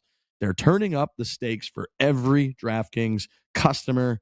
Look, I want to talk a lot about DraftKings, and they're mentioning football, and we want to talk about how if you use the code FORE, we're going to get all through the $2.5 million. There's all kinds of cool stuff coming. I want to give a shout out to the Spit and Chicklets guys having Tom Brady on their show. If we're going to talk football real quickly, a bunch of the quotes that came out from that. I was texting with Grinnell yesterday. Were just so good. It got me juiced up for football this weekend. But him saying, at 25, I was good. At 35, I was great. At 45, I was a master of the sport. All kinds of good quotes from him. So shout out to the Chicklets guys. Yeah, amazing. And we've got a huge football weekend coming up. You got Bills at the Broncos. You got 49ers, Seahawks. These are just huge games. The Patriots to take on the Texans. The Bears have to take on the Rams. Awesome football ahead. And then we've got great spreads because all these games are pretty tight. Like that Bills game's 1.5. That Texans Patriots game's 3. That Rams Bears game's 3.5. These are going to be tight games again. It's been delivering. You got to get in on the action on DraftKings Sportsbook. I cannot wait. I'm going to be with my buddies. We're all going to be talking about all the lines. What are we betting? Are we betting on one of my favorite things is the next drive live prop where it says, will the Chicago Bears, what will the result be? And we always love just either going punt or touchdown, and we're going crazy. If it's 3rd and 10, we're like, we're going to get a punt. And then they throw like a slant across and maybe he gets the first down. We're going nuts. Is it a first down? This is the first quarter of a game on Thursday. We're losing our minds over a drive. That's what the DraftKings Sportsbook does. It gets you engaged into the game, every drive, every snap. I absolutely love it. And with over $2.5 million in prizes up for grabs every Sunday during the playoffs, they're turning up the stakes for every DraftKings customer. Here's how simple it is. Head to DraftKings Sportsbook app. Make sure you opt in, receive a promo token, place a live bet of $1 or more on any of Sunday's playoff games, and you're automatically entered. That is it. And every live bet means another chance to win. Place a live bet and stack your entries all Sunday long. There'll be more than 75,000 winners every NFL playoff Sunday. Jump in, bet live, and let the entries roll for a shot at a share of over $2.5 million in prizes. Download the DraftKings Sportsbook app. Use code FORE. That's code FORE, F-O-R-E. Bet live for your share of $2.5 million in prizes with our code FORE in partnership with DraftKings. The crown is yours. Look, everybody, what's been flying under the radar a little bit is our Foreplay Barstool Golf skills golf training aids line, all kinds of cool training aids. We came out with these a couple of years ago. You can get them at Dick's Sporting Goods, Golf Galaxy. They're absolutely awesome. We co-branded them, so made them look cool. But look, if you want to get better, you can't just wish to get better. You can't just hope to get better. You can't just turn on TV and watch professional golf and be like, yep, I'm going to swing like that. You got to actually put time and effort into it. The guys at Skills have been phenomenal with getting people better for a long time. That's why we partner with them, Frankie, to get people better training aids so we can all play better golf. Yeah, these are great products, and they're very readily available for you to go to your local Dick's Sporting Goods, go grab them. They're in the golf section at Golf Galaxy. It is essential to work on your game the correct way. So if you're doing things the wrong way, that's how bad habits start to form, and then it's impossible, or not impossible, but it's going to take a really long time for you to get those bad habits squared away and reset for a new swing. So you pick up some of our Barstool Golf and Skills swinging aids. One of them being, it teaches you the swing path. They have these rubber, like swing path, I guess you would call them like little posts, and they're Velcroed on there. Yep. And as you swing, and if you don't come from the inside to out for a draw, if you don't come from the outside to in for a cut, you will knock the posts off of the board, and it will teach you immediately that you are swinging incorrectly. And the only way to square it up is to get it right through that pathway. That's an awesome one. We also have the mirror for the putting. You've probably been putting the wrong way your whole entire life. All you got to do is put this mirror down around the golf ball. It shows you where to line up your eye, and then you just have a putting stroke right there on the putting green. You can spend all day doing that. You can do it on your carpet in your office. You can do it anywhere. This teaches you how to get it done the right way. We've got so many. They've got gloves, which I think is awesome. Actually, they don't have one for a left-handed golfer at my Dick's Sporting Goods, but for a right-handed golfer, they have a glove that literally just like holds your hand in the right spot, and like as you swing, it just makes sure that your hand stays square and that the club stays square. The thing is awesome. That is the best thing to take onto a driving range. Why are people not buying these? They should be in droves. People should be like knocking down the doors to go get these things. We love this game. Let's play it the best way we possibly can. So make sure you go pick up these training aids. It's going to help you. The alignment mirror is awesome too for putting, like you mentioned. I see like Ricky Fowler using that thing all the time, and it is incredible. Like your stroke, you'd be thinking, God, I'm just not getting on that. Look at that. Your stroke's fine. It's in the spot it's always been in. You just don't realize that you're aligned properly. Your eyes are way too far back or way too far forward. They need to be directly over the golf ball, and then everything kind of comes together. So they got all kinds of great training aids that we've partnered with them on. They're going to help you with different parts of your game. Make sure you head to golfgalaxy.com/barstool, or you go to a Dick's Sporting Goods house of sport, or Golf Galaxy location near you. Once again, that's golfgalaxy.com/barstool. You can also head to a Dick's Sporting Goods house of sport or a Golf Galaxy location near you.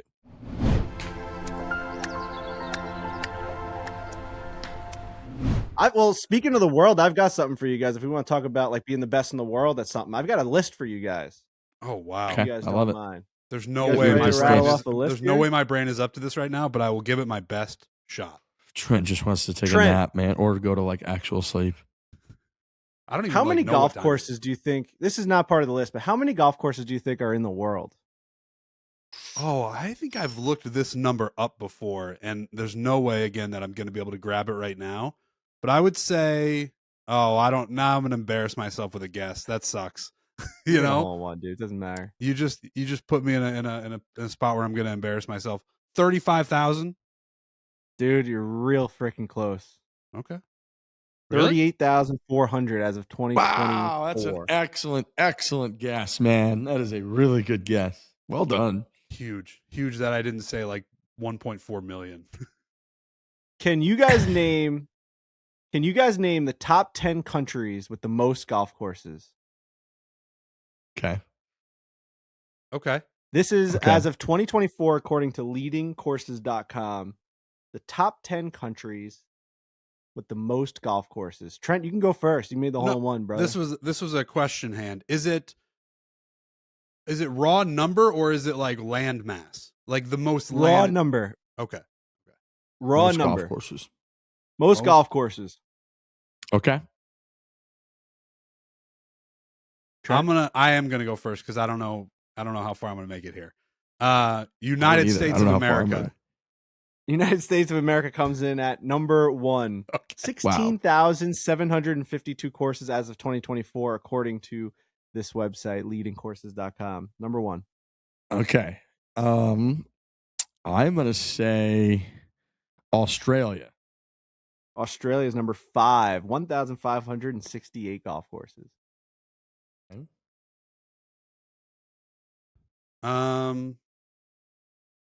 I'm gonna say what about Scotland? Scotland is not in the top 10.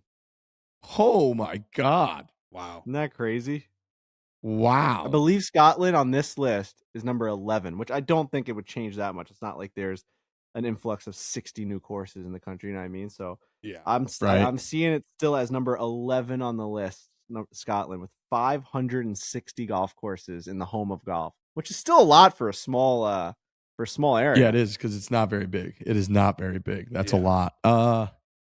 I'm gonna say Ireland. Ireland is not on the list. Ireland has less Jesus. than Scotland. They have We got 405 golf courses. Also an extremely small country. I know. Yeah. You drive the top to the bottom. Okay. Wow. Oh man. Fellas, give me 2 I through got- 10. I got some more guesses. Or I got some we more also guesses. got Australia That's a on the bad board. start. That's a bad start for us. Riggs, why don't Holy you just shit. keep going? Because I really don't know. Okay. Like, go ahead. I mean, it's also not very big, Trent. It's right next to the other two. I think it has a lot of golf courses. I mean, I don't want to have to start going to fucking. I'm gonna say. I don't know how big it is, but I think it's got a lot of golf courses. God, Do it. if the other two are wrong, this one's gonna be wrong too. I'm gonna say England. England is number 4 with 2,357.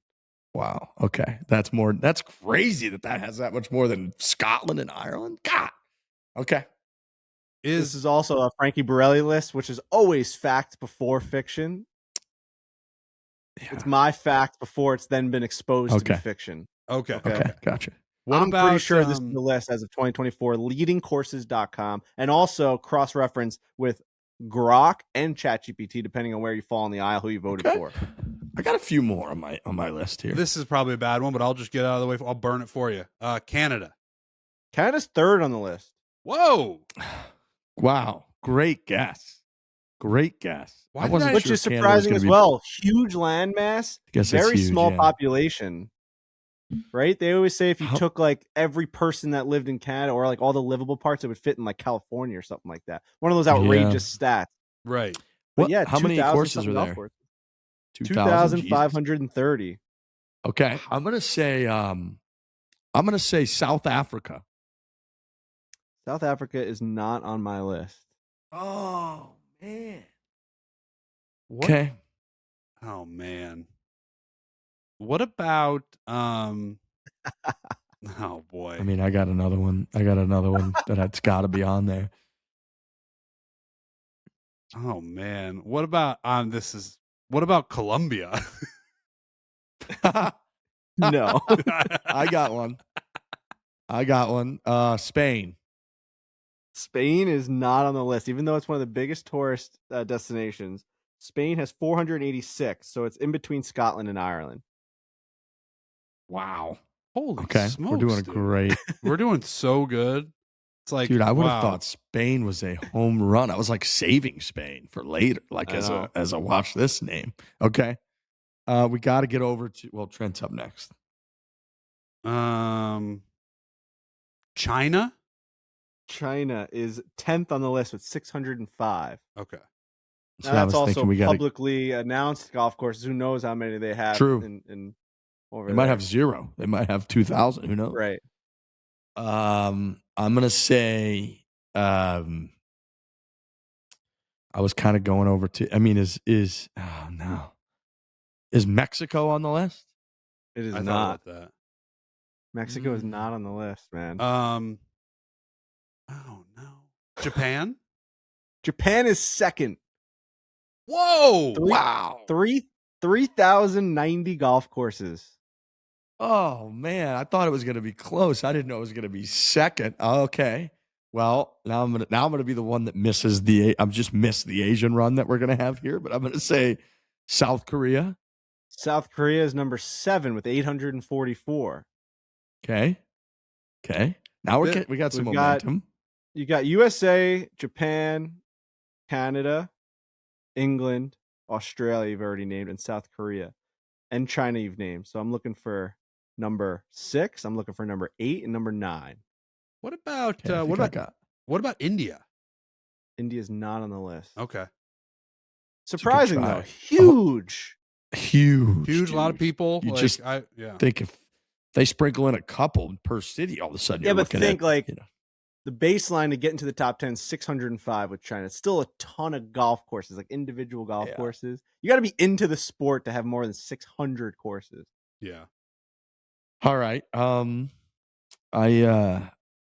a little bit worried about this, but I'm going to say New Zealand. Incorrect. God. These are surprising. I'll be honest. I would never be able to get these. Hold on. Okay. Yeah, go ahead if you want to go again because I'm running out. I'll give you guys one more guess each, even though we've got 3, just to get this thing moving. Sure. Chile.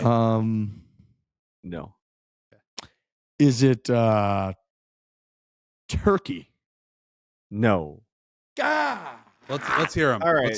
So number 1 with 16,752, United States of America. Number 2, Japan. Number 3, Canada. Number 4, England. Number 5, Australia. Number 6 with 1,053, Germany. Number 7. I was thinking Germany, but Number 7, South Korea. Number 8, France. Number 9, Sweden. And number 10, China.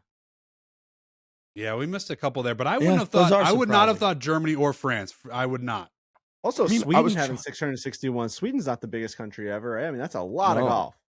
I mean, it is. And it's like Scandinavian. You're thinking cold. They don't have a ton of golf. I was trying to go through the European Ryder Cup team, and just be like, okay, where are these fucking people from? Spain was a huge one. But then the deeper I got into it, in England, obviously, but then I was like, I don't think that Germany, this guy was telling us you have to have like a license to play golf in Germany. Right. You can't have that many golf courses. I was thinking like France. I was thinking Italy doesn't have that many golf courses, but wrong. Just wrong. Japan at number 2 was more. Well, that's way higher than I thought it was going to be. Japan golf is huge in Japan. Yeah, we should have gotten that one earlier. We should have gotten that one. So yeah, 38,000 as of 2024, 38,400 golf courses are in the world. If you were to play every single golf course back to back, it would take you about 18 years. Wow. That's not including waiting, travel, and all that. It's like just playing golf. Ooh. What do you think the number is for most, like the person that's played the most number of golf courses in the world? Whoa. Who do you think that person is, or what's the number? No, like what's their just number? No, what's the number? Oh my what's God, how many? Dude. There's 30,000. How many has the number one guy knocked off? It's like how many golf courses has Gary Player played? Like he might be the guy. Yeah, but like no, because dude, when he goes somewhere, he's there for like a week and he plays the same course 7 times. There's some sicko out there who's like a golf travel lunatic who's like 80 now, who's just been to like 3,000 courses. It's snowing. I was gonna say, I think my number is like 1,200, which is so preposterous. I think it's higher. I think somebody's you played. Think it's more. higher than 1,200? Yeah. What's that like data? Like that's. Yeah, Riggs is right because there's probably some rich guy out there who's like, I'm just gonna play as many golf courses as I can. So I'm thinking. Let's say you like, dude, because playing golf, I could see a guy playing 10,000 rounds of golf, but like all these individual courses is so hard to keep rattling them off. Like we all play golf all the time. My number's not that high because we keep playing repeat courses. It's higher than the average golfer for sure. We've played a ton, but like we're in the couple hundreds, which is insane to even say. I know. I'm trying to think, dude. If you got some absolute sicko who, let's say, like. He's a rich guy, is what he likes to do. Let's say his wife's a big golfer too, so they just go around playing fucking all these different courses all the time. And he's like 70 years old. He's been doing this for 50 years, and he's knocking off like 50 to 100 courses a year. This guy's out. That number's insane, though, what you just said. That's crazy. Like a year? Like I just did the math. To get to 3,000 golf courses played, you'd have to play 80 courses a year for 38 years straight. Like that's so many courses. God, that is. Yeah, it is. It is. I know. That's like you never stop moving. You're just fluid. You are water. You're air. You're in one place and you're in the next. I get what you're saying. There's got to be some businessman that like travels the world who's in like the billion miles flown club, and he brings his clubs with him everywhere, and he's just every day before his meetings he plays golf. And like he's at like 2,000 golf courses. Like how many restaurants do you think you've eaten dinner at? It's not that many. Yeah, it's not that many. I was trying to do that because I'm trying to think. Like I didn't want to say meals at because you eat meals 3 times a day, but dinner is like a 2 or 3 hour experience, and like you could, you know what I'm saying? I'm trying to think like you also you go to a restaurant if you're lucky, like once a week. If you're lucky, once a week. To sit down at a restaurant, like for most people, it's not that common of like, I mean, it also depends on what are you calling like, like, and also like if I'm going to Moe's or something, like I'm going there all the time. That's just one, you know what I mean? Like, no, I know, but I would say like for us, I mean, we're on the road for 200 some odd days a year. So we're eating dinner in like a new restaurant multiple times a week, like many weeks of the year. So that's like 100 or so, but maybe 100 some, I don't know, 100 restaurants a year we're eating dinner at that are like new. So we're already at, over the last 5 years, we're at 500 restaurants. So I was just trying to think if this was the number one sicko in the world's goal is he's just trying to play as many golf courses as possible. Like who is that number one dog? Because I agree with you. I think there's like, once you get past the top 3 people at this in the world, it can't be higher than like 1,000, but there might be some freak out there who's just like, I'm playing them all, man. He's like the Dave Portnoy of pizza reviews of golf courses, and it's just like, I'm fucking doing it. Well, if anyone knows that person, please reach out to us immediately because we want to talk to them. Yeah, there might be some like, Pop or Pappy that like, you know, he like served in World War II, but he like since then he has just collected those golf balls with little logos on them, and he's got a freaking bunch of, you know, Gosh, whiskey storage barrels in the units full basement of of these just golf course ball logos, and you're like, I can't believe he played this many golf courses. Maybe, yeah. I think around 1,500 is Yeah. such an outrageous number. I mean, you think about trying to accomplish the top 100. It's like people's lifelong dream. Obviously, access stops that, but even just to like rattle off 100 golf courses is so hard, so hard. I know, because I gotta be pretty up there compared to who anyone knows in the world, and I can't be higher than like 300 golf courses or something.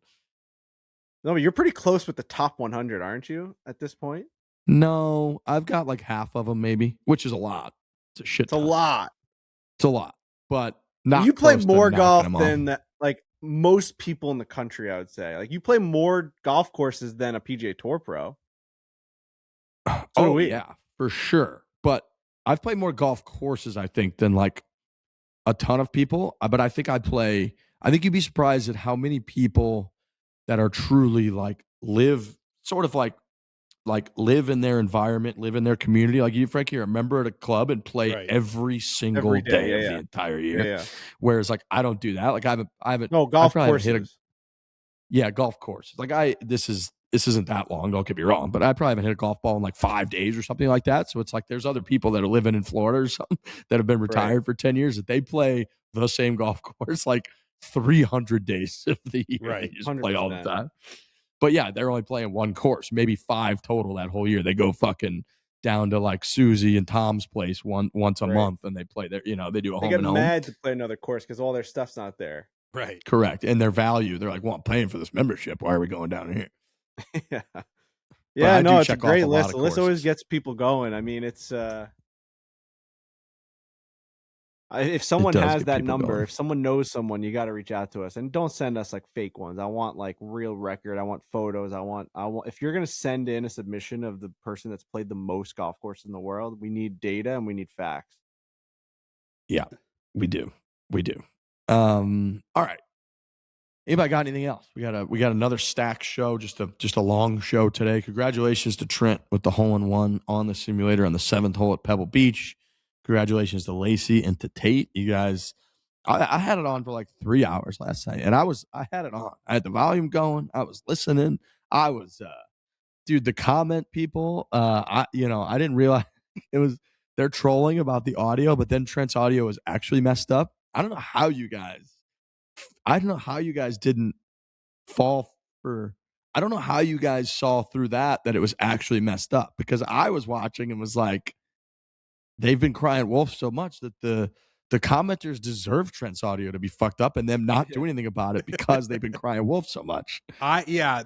Once Tate sort of set the scene of like, these are the things that they troll on, I kind of tried to stay out of that world, but it did seem like my mic was the one that everybody was hitting it. Like, this is a problem. This is a problem. This is a problem. So I think the amount or the volume that you saw, that was like the giveaway. But then the other times they'd be like, Trent has a gun.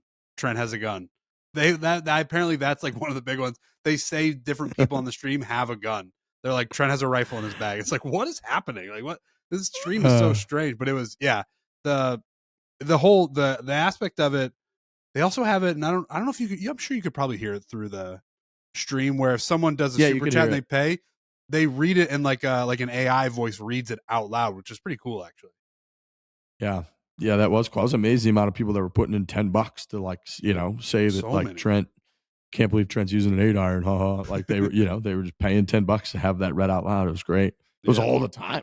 It was like every 2 minutes. One thing before we go, just because this came across our desk here 40 minutes ago, but on Colt and Drew on Gravy and the Sleaze on PGA Tour Sirius XM, Wyndham Clark was on there saying, I personally really like Brooks, and I ultimately think it's really good for the PGA Tour, but also it's kind of frustrating that he's able to get the cake and also eat it. So I'm very torn. Which you knew people were going to start saying stuff like that. Wyndham Clark's been kind of moping around recently, and he's had a weird couple of years ever since the the locker room incident and all that. So, I mean, he's going to have his takes. I never understood that cake and eat it too thing, because when you get a cake, you obviously eat it, right? Where'd that originate from? I don't know. Frankie Facts, get on that. Let's I go. really You don't guys know. give your takes on that. I'm going to go. Well, I'm going to do a little digging. I do think you need to get on that. I don't disagree. Like I can understand. That's a reasonable take. Very reasonable take, I would say. I can totally see how guys would feel that way. 100%. That's to me, and we knew that there were going to guys who were going to have that opinion, and I don't blame them. I really don't. Yeah, and I would imagine that's coming from a guy, Wyndham Clark, who probably, after he won the U.S. Open, had a pretty lucrative offer in front of him to go to LIV and said no. And now he's looking at a guy like Brooks Koepka, who in 1 week is going to be, or 2 weeks is going to be playing the exact same schedule, minus a few signature events for sure, but that Wyndham Clark is. So yeah, I could see him being frustrated. I think that's an incredibly reasonable take. I got no qualms with that. I do think it's a bad. What are you smiling about? I've got the origin, but continue. It's a human reaction. I do think like an AI bot would be like negotiating from a place of pettiness is a horrible decision, and that you as a person should not be doing that. But from the human side, I would have the exact same opinion. However, if you're like trying to be a pure, what's best for everyone and what's best for the tour going forward person, then the tour did the right thing. Yep. What's the origin? So the origin of the phrase "have your cake and eat it too" originates to 16th century England, with early versions like "a man cannot have his cake and eat his cake," or "wold ye both eat your cake and how your cake?" That's from John Haywood in 1546. Meaning, you cannot enjoy two incompatible things simultaneously, like eating a cake and still possessing it. While the order should be eat your cake and have it too, makes more logical sense. You eat it and then it's gone. The reversed, have your cake and then it's gone, then eat it too, became the standard modern phrasing, highlighting the choice between possession and consumption. The idiom signifies the impossibility of enjoying two desirable but conflicting things. You must make a choice. Do you own and possess the cake, or do you eat it? So I get it now, because if it was the original way it was intended, and you said you cannot eat your cake and have it too meaning possess the thing as a cake, that would make a lot of sense. Yep. That makes sense to me. Yeah, that does. A good one. Right. We messed it up in modern English by saying, "Hey, this guy has his cake and he's eating it too." You can't have your cake and eat it too. That doesn't make any sense. Right. Okay. Got it. Yeah, if you eat it, it's fucking gone. Then you don't have it. If somebody says, "Do you have your cake?" You'd be like, "No, I ate it." They'd be like, "No, you're trying to say it." You're trying to the way it currently is said, it's like, "No, I had my cake and then I ate it." Right. You got to flip them. Got to flip them. Right. What the idiom is saying is like, yes or no question, did you eat cake? And you're like, yes. And they'd be like, then you don't fucking have cake, dude. Like, you don't have it. Yeah. It's impossible. How could you have it? You ate it. Okay. All right. That's good stuff. That's good stuff. Okay, everyone.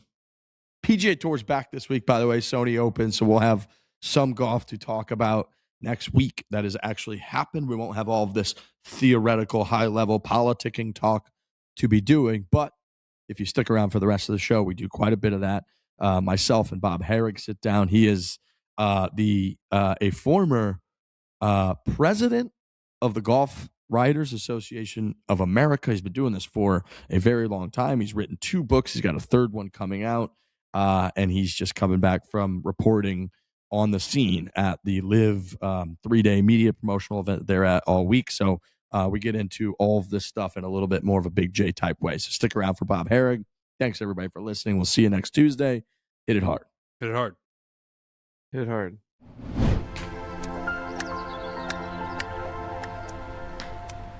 Okay, folks, we're now joined by a very special guest. I believe his first time on the show, Bob Harig, who is a senior writer for Sports Illustrated covering golf. He's been covering the golf beat for 25 plus years. He's written 2 different books, I believe a 3rd on the way, pretty much all of them involving Tiger Woods. You might have heard the name because during our great 2019 riff with some media, the Bob Harig name came up, and I'll say through that whole thing, I think he could not have handled it better, all the way to the point where he and I had a lovely conversation on the phone while he was watching his son's soccer game, I believe. But Bob Harig has been all over the beat for this Brooks Koepka story. I believe he's driving across South Florida, perhaps back up to Clearwater. But Bob, first of all, my first question, welcome to the show.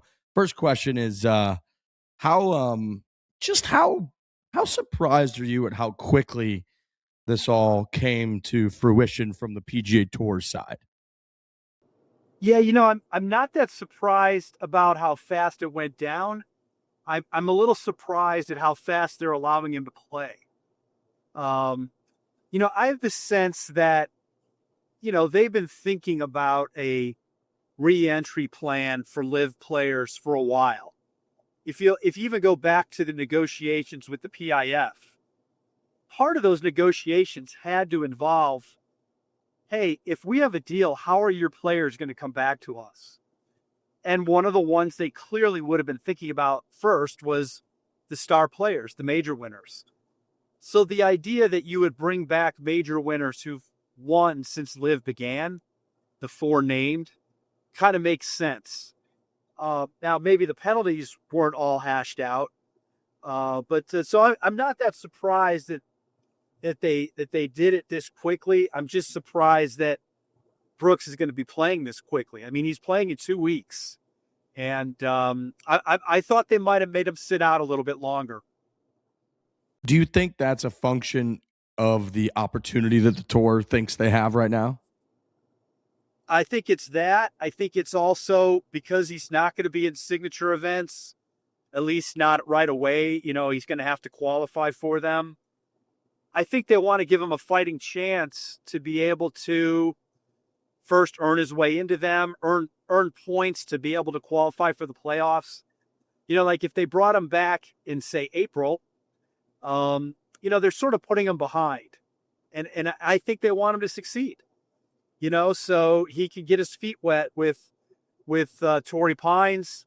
Obviously, Brooks contended there at the 2021 U.S. Open. Phoenix is next. He's won there twice. Amazingly, Brooks has only won 4 regular PGA Tour events, and 2 of them were Phoenix. So that'll be a good place, obviously a popular place. Those are 2 big weeks for the tour. The Torrey Pines, there's no, there's no NFL to go up against. It's a great, if he can make it to the weekend, it's a great, place to showcase him. So, I think a lot of that is part of their thinking as well.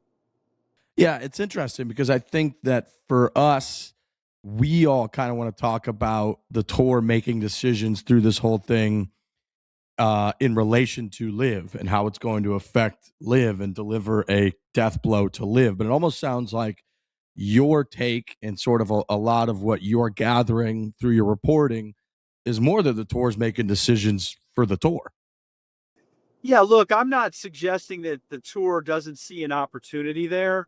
They've sort of, dangled this idea now that there is a way back, even though they're saying this is a one-time offer. Then they have to decide by February 2nd. Obviously, they know that if any of these guys starts the year playing for LIV, bringing them back during the season isn't going to work. I suppose it could, but given the way they've been so staunch in looking at LIV as unauthorized events, it just doesn't make sense that you'd let a guy back that soon. With Brooks, they can at least sell the idea. Look, he hasn't played a LIV event since August, so that's going to be 5 months here at the end of January when he's going to be back. So I do think they wanted to kind of dangle that out there, but they also have to know that LIV has the financial resources to keep going, whether they lose him or not. And they, I think, wanted to let it be known that, hey, look, if it doesn't work out with Bryson, we've got a way to bring him back. So, I think there's a little of both going on. They're trying to strengthen themselves, while also, maybe in the back of their minds, they're thinking this is going to weaken LIV. Yeah, I think that's the juicier storyline for a lot of us and what we've talked about a lot. So I appreciate the perspective of, the tour wanting to give Brooks a fighting chance, wanting to make it as fair as possible, wanting to try to get it done so that, he's not missing events and then having no chance to earn the things that he essentially wasn't allowed to have sponsors exemptions into, i.e. the signature events. I want to talk a little bit about, you kind of mentioned that, you're not necessarily surprised that they got it done quickly, but that he's playing that quickly. I do want to talk a little bit about that process of how they got it done, because I believe it was December 23rd when it was announced that Brooks Koepka was leaving LIV for 2026. Here we are. It's been a couple days now. It was January 12th when it was announced, all of it, what they had come to the conclusions on. In that time, we had Christmas, we had New Year's, we had what a lot of us felt like the longest break in history. We're actually excited to get back to work, so we felt like real people. I think Joel Beal from Golf Digest had a great piece. You've had multiple really good pieces about this. Talk me a little bit through the process from when Brooks made that announcement or when it was known just before Christmas to, Brian Rolapp really making the decision that we now know all the details of. Yeah, I think there was a lot of activity during the holidays to get this done. My sense is that when Brooks let them know on the 23rd, he also probably let them know, I'm not going to waste a lot of time before I reapply. It sounds like Brooks actually went to meet with Rolapp in person last week to formally reapply and to discuss this. And, I got to believe that they had been working on this. And, again, I think they had some sense of a plan going back a year. Remember around this time last year, into the early part of 2025, there were these rumblings that the tour was ready to make a deal with the PIF, with the Public Investment Fund. They had 2 meetings at the White House. Tiger was involved, the board, and it sounded so positive, and then all of a sudden it fell apart. I have to believe if they thought they were close to a deal, part of that included pathways back. Now, maybe the PIF didn't agree to them. Maybe that could have been part of the holdup. I have a feeling it was more than that. I think it was more what LIV's structure was going to look like if they had a deal. But clearly they had an idea. We have to come up with a way to get guys back. We have to come up with a way to get guys back that will appease our membership, that will properly sanction them, but won't be too terrible on the player so as to hurt the tour. And so I think a lot of that was already kind of, there was a framework there for them to work with. I think the next thing came, they might have thought through things like, we're not going to take spots away from anybody. I think that's a big part of this that's been a little bit understated. If there's players that are upset by this, they're not losing a spot. He's being added to the field. So if Phoenix, I'm not sure, but I think Torrey Pines might be 132. So if that's 132, he would be 133, and they would actually add players to make sure they had the proper numbers for a twosome or a threesome. Same with Phoenix, which is 120 this year. They'd probably go to 122. So instead of somebody getting aced out, they're actually going to be adding an extra alternate or two to make the numbers better. It actually helps somebody who was on the outside and doesn't hurt anybody. That's a good way for them to do this. To not impact anybody else. The tour's been shrunk already. It's down to 100 fully exempt cards. There's going to be less playing opportunities with smaller fields.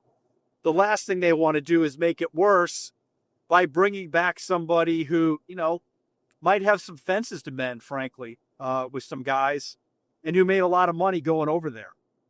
Yeah, and that part of it is going to be very interesting. And we'll see a lot of that kind of play out. I'm sure we'll hear some quotes, we'll hear some opinions from players over the next couple of weeks and months. But I think that part of it was very crucial and kind of unexpected that they really went out of their way when they usually don't to put a carve out in that was like, no, we'll just expand fields if we need to. So we're not taking any spots. I do want to ask you about Tiger's involvement in this whole thing. Tiger is, of course, the guy. You've written 2 books that have been heavily about Tiger Woods, a third coming in May, I believe, which I would like to get to during this. But, you've probably heard me actually in the media center rooting for Tiger Woods. I've gotten in trouble for that multiple times. So when when it's reported and you've done it that he's been kind of involved in this decision, how is Tiger involved? How do you think roll-ups leaned on him, if any?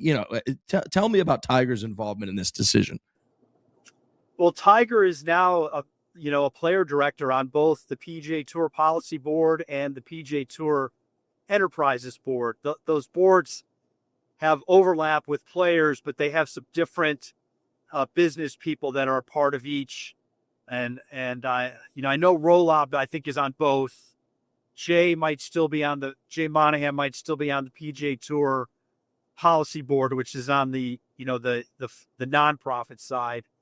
In any case, Tiger's voice carries a lot of weight. I think the players respect his opinion, and they lean into what he thinks. And so, Tiger, I wrote about it after he spoke last night, after he spoke on Monday night. Tiger was very, very outspoken back at the beginning of LIV on how much he didn't like it. And there's been this sense all along that he might be a roadblock to a deal. That he was going to be a hardliner. And so the fact that he is actually embracing Brooks coming back and made comments to that effect, I think shows a little bit of an evolution on his part. He recognizes that the game needs to come together and that the fans want to see these guys play together more often. He referenced that. But yeah, look, he's on those boards. He's on the future competitions committee too. So Tiger's going to have a role in shaping how the FedEx Cup evolves, how they're probably going to make changes to that and how that's going to be, their season-long competition. It's interesting, back when Tiger was beating the heck out of everybody, he never seemed interested in any of the off-the-course stuff. He was completely focused on playing. I don't think Tiger was ever on the pack, on the player advisory committee. Certainly wasn't on the board. They sought his opinion, but he wasn't involved. Now, at this stage of his career, when he's not playing as much, he hasn't played in over a year. He's taken on this other role, which is kind of interesting. And we'll find out one day maybe just how big he was, but he clearly seems to have a part in reshaping the future. So a little bit more into the roll-up and his decision making. Who else do you think is in sort of this tight circle that roll-up trusts that he consults in right now? Because I think it's pretty clear Tiger's in that. With Jay, there was Jimmy Dunn, there were these different figures, and it almost felt like there were sort of more constituents that he had to kind of get everything approved by and make sure he felt like he was doing everything properly. Who else do you get a sense that Brian Rollop is relying on, consulting on when he ultimately makes these big decisions as a new guy in the spot? I don't know which ones, but he's got to be getting the input of the strategic sports group folks. And a couple of those guys have board spots. And let's be honest, they're the ones that pumped a lot of money into this endeavor. And that need to get a return. And you'd think that their opinion is going to be, carrying some weight. And I'm sure they're going, it's better for the business if we bring back a 5-time major winner. And oh, by the way, he's probably going to be playing some tournaments that don't have the strongest fields and that might not be as popular with fans. But if he's playing, people might tune in. So I think the business side of this and the for-profit nature of the future of the PGA Tour has to be considered. And so my sense is Rolop, who's very new and not, beholden to the kind of traditions of the way the PGA Tour used to work, I think probably leans into that a lot, and leans into making business decisions more from a CEO perspective than from, getting the thoughts of every single player. I'm sure there's been player input, but maybe not to the level that there would have been back in the day. They've got they've got a player-dominated board to do that for them, and these guys probably are in tune with the idea of how much it's going to impact the bottom line to have the tournaments just be better. Yeah, and I think that part of it is it's going to be kind of fascinating to see how Rolop, moves forward, because that change all the way at the top, and then sort of who all is being involved in the decisions that the top guy is making at this point it's sort of something we didn't really know a lot about beforehand. And then I think the LIV Tour sort of conflict uncovered a lot of how those decisions were being made, and then all of that was sort of flipped, and now I guess Jay is. Do you know, in terms of the sunsetting, is Jay Monahan, is he over the horizon? Is he still above the horizon? Where would you say Monahan's at right now? I think Jay is behind the scenes, and he's probably I would say very much in a transition role. There's probably some things that Rolop doesn't know, and has him to guide him through it. Rolop is not a golf guy, so there's still golf decisions that have to be made. For example, what was it, last week or so, we saw where the tour is going to invoke, what was it? I believe it's 6 of these model local rules. That's really inside baseball type stuff.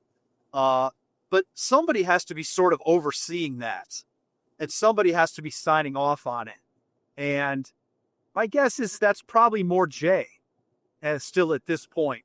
It's not Brian who's got bigger picture things he's worrying about. So I don't think Jay's out the door yet. I have a feeling we'll hear more from him as time goes on, and I think he'll see from Rolop maybe that, and giving him credit for helping him transition into this job. Do you have any sense of what Brooks Koepka, if anything, had to give up on the LIV side to get out of the final year of his LIV deal? It's a great question. It's such a good question. I asked that of Scott O'Neill, the LIV CEO. They've had their media preview the last couple of days, and I just asked him point blank, what did he have to do? Did he have to give up any money? And as expected, he wouldn't answer it. He said it's a legal thing. We've agreed to not discuss it. He said, I'm not sure even if it wasn't a legal thing, I would say. And then he kind of just went on to say, look, we believe that a guy should be happy. If he's not happy, we don't want him to stay here. And then, sort of got in the point, we'd be happy with any of our players being able to play on the PGA Tour. We don't restrict them. So it kind of went back to that, back to that whole narrative where they're fine with their guys playing on the PGA Tour if they can. And obviously, it's a way more complicated deal than just being able to play both LIV and the PGA Tour. Right. And then, has anybody gotten eyes on any of these contracts, Bob? Because I think a lot of people, I'm seeing a lot of chatter that, Brooks's contract was less ironclad than Rahm's contract or Bryson's contract. And so it's much easier for, Brooks to have gotten out than these other two guys. Do we have any idea if any of that's true? Has anybody seen any of these contracts? I have not heard that. I mean, some of the contract language, some of that came out in those documents. I personally wondered, I don't know if Brooks will discuss it, but there was some conjecture, and again, I cannot confirm this, I do not know, but it's fair to wonder, did going from 54 to 72 holes have any impact? like, did he have something in his contract that specifically stated we are only playing 54 hole events? Because I think that's look, it's an extra day. It's you've got to get there a day earlier. I've been to several LIV events. They require a lot of them pre-tournament days, and so if you're going to have a pro-am now on Wednesdays, you've got to do stuff on Tuesdays. They've got a lot of media commitments and in-house things they need to do. So it just makes me wonder if that could have been part of it. But then you say, well, why wouldn't that have been in everybody's contract? So it's an interesting question. If there's something in the contract that legally he was able to get out of, and that's why this departure was seemingly way easier than we would have thought. Yeah, I wonder if any of that will ever come out. It feels like it'd be hard to get sort of that information. I know you kind of mentioned it, you were just down with LIV's media and sort of promotional 3 days. I think the narrative online is that, wow, what a death blow this is, or at least a devastating blow this is to LIV. The tour has sort of set the gauntlet a little bit with this deadline to February 2nd. We saw the other 3 guys that are eligible all made statements yesterday saying, no, I'm going to stay with LIV. But having been there and on site, what was sort of the feeling and vibe like at LIV? Was it mirroring kind of this sentiment online? Was it upbeat because they're kind of gearing up for the year? Was it more or less upbeat than you would have thought? Like, what was sort of the feeling down there? Yeah, look, what were those guys going to say? Right. They were not going to, the only close thing to suggesting any doubt is Bryson saying, look, I've got a year left on my contract and we'll see what happens. I think Bryson's doing that because he knows he has a lot of leverage. I don't really think Bryson wants to leave LIV. He'd be thrilled if they offered him another huge deal to stay. He's played well in the majors with LIV, so I don't think he has a problem staying there, but he's going to take advantage of this. My sense is they were, they weren't going to let on that they're hurting. I think the narrative that they're done is premature. Their message was, hey, we're getting great response from sponsors.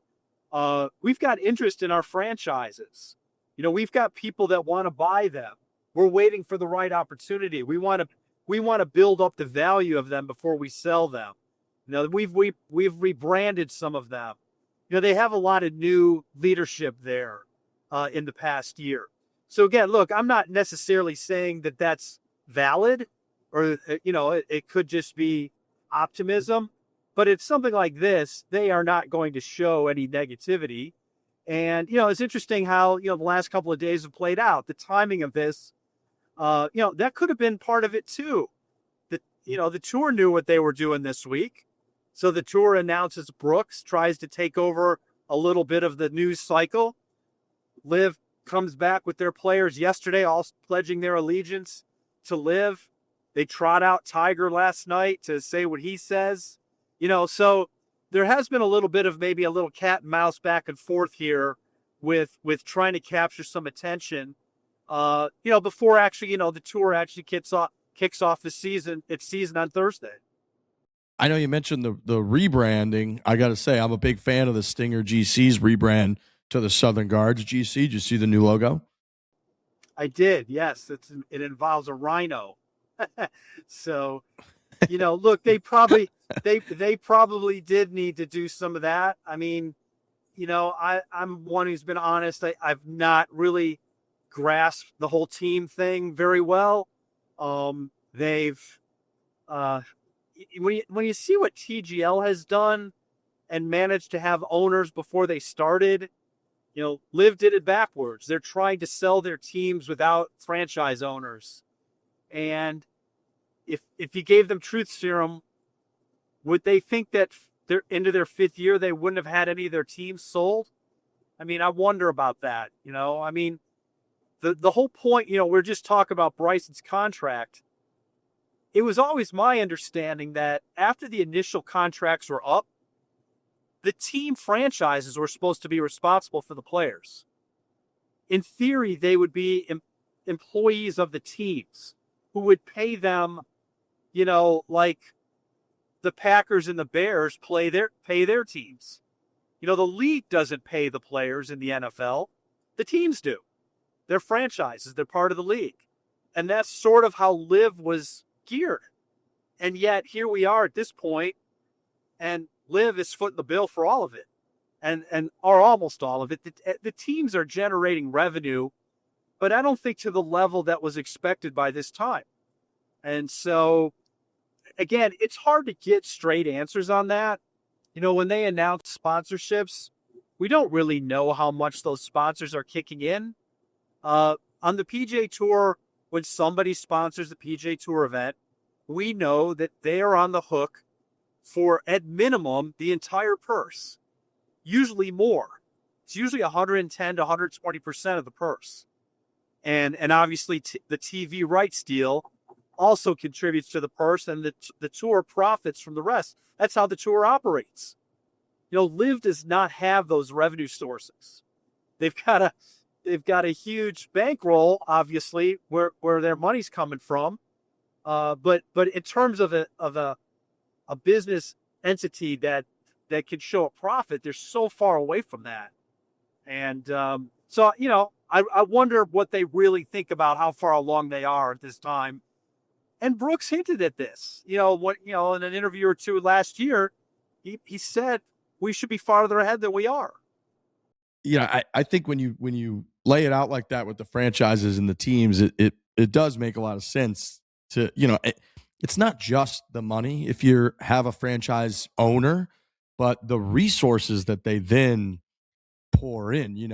Any kind of franchise owner is going to bring something to the table, whether it's networks that can bring in sponsors that already have, sponsors, whether it's, incredible management in terms of how are we going to get the best players so we can compete better for this purse that then goes back into our franchise. How can we, dominate on logoing and branding? And I know that some of these, most of these franchises have some folks in place that they pay full time to kind of manage the franchise and brand, but that's not the same thing as someone coming in as clearly an incredibly successful, wealthy ownership group or ownership person that brings a lot of these resources to the table to help grow the hell out of the franchises. And I think that you're right at this point, the fact that none of them have been sold and 4 or 5, when I saw that Brooks Koepka was, this would have been going into his 4 years at LIV, I was stunned it's been that long. I think all of our perception of time has been messed up since COVID. But that's an excellent, excellent point that the franchise is really not being owned or bought by anybody yet is probably putting LIV overall the league on the hook for way more than they anticipated this long into it. Yeah, I mean, I don't think they're going to be honest about it. Their messaging at this media preview was, we have a lot of interest. We want to make sure we enhance the value of these teams. One of their executives said their goal is to get their franchises to be worth $1 billion. Really, $1 billion for golf, franchises, 13 of them. I mean, she admitted we're not there, but that's our goal. Okay, that's how long? In 10 years? I mean, what would you sell? What would they take? Would they take 100 million, 200 million? And look, if they did, let's say it was just 100 million.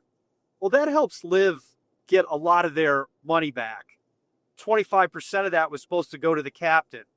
If they could sell 10 teams at $100 million, they'd be getting 750 million back to themselves. It's not going to make up for all they've spent, but It sure goes a long way.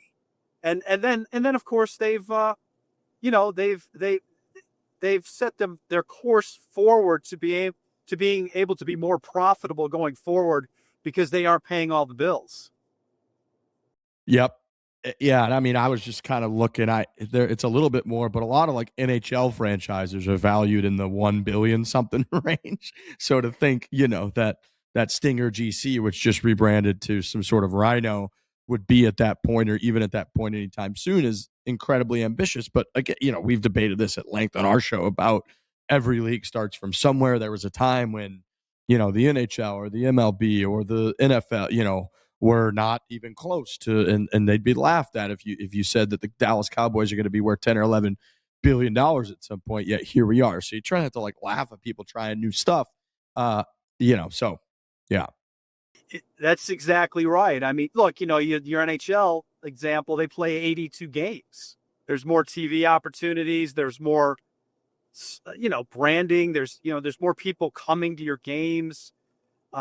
When you've got 14 events around the world, it's only so many opportunities to sell. And so, I do think that they felt that they would have a little bit more traction at this point. But I still would keep going back to the idea that they're going to fold anytime soon. Doesn't seem likely to me. I think they're very prideful. They're very, they very much believe in what they're doing. They believe in this global golf team concept. And I do think they'd like a seat at the table, which, again, I go back to, you really need to deal with the PGA Tour for that to happen.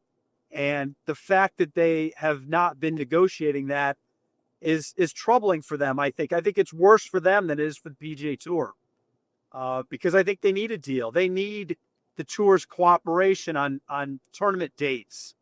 And, they want the Tour to sign off on Golf Channel televising them or ESPN or the networks so that they can get TV money. The way it's working right now, they can't tap into any of that. So, it's going to be really interesting to see where this is a year from now. And if they're able to gain any traction this year, playing again, outside of the U.S. Yeah. I do like hearing you say, the idea that they're going to fold is, not really feasible or likely in your opinion right now, because again, for all of our listeners, all of our viewers on YouTube, Bob is actually a real journalist. He's, former president of the Golf Writers Association of America. So when we just speculate about stuff, there's really no foundation to it. He's at the events. He's been to many events. We've never even been to a LIV Tour event. So I do like getting sort of the perspective of someone who's got, a little bit more of a feel for a lot more of a feel for kind of the nuts and bolts of all of these things. So I do appreciate that. I got to ask you before we let you go, Bob, I believe the new book that you're working on, or that's finished and probably coming out soon, is Tiger versus Jack. Is that right? Yes, that's correct. It's coming out in the spring. So I got to ask, in your research, have you come across this Twitter account, Lord of the Majors? You know what? I have not. So I got to send you this Twitter account. I don't know.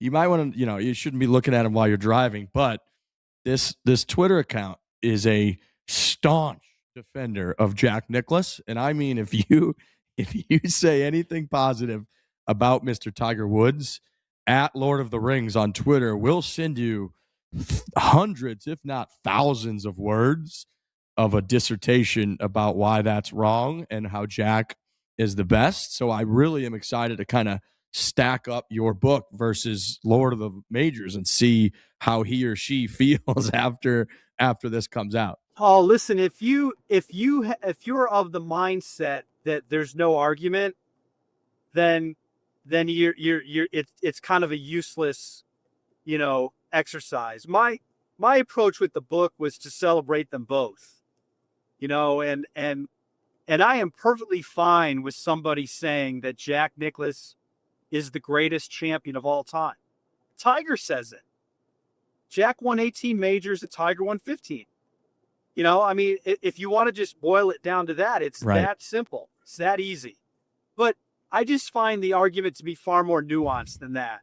I give Jack his due. Jack's amazing. 18 to 15. If you want to end the argument there, that's perfectly fine.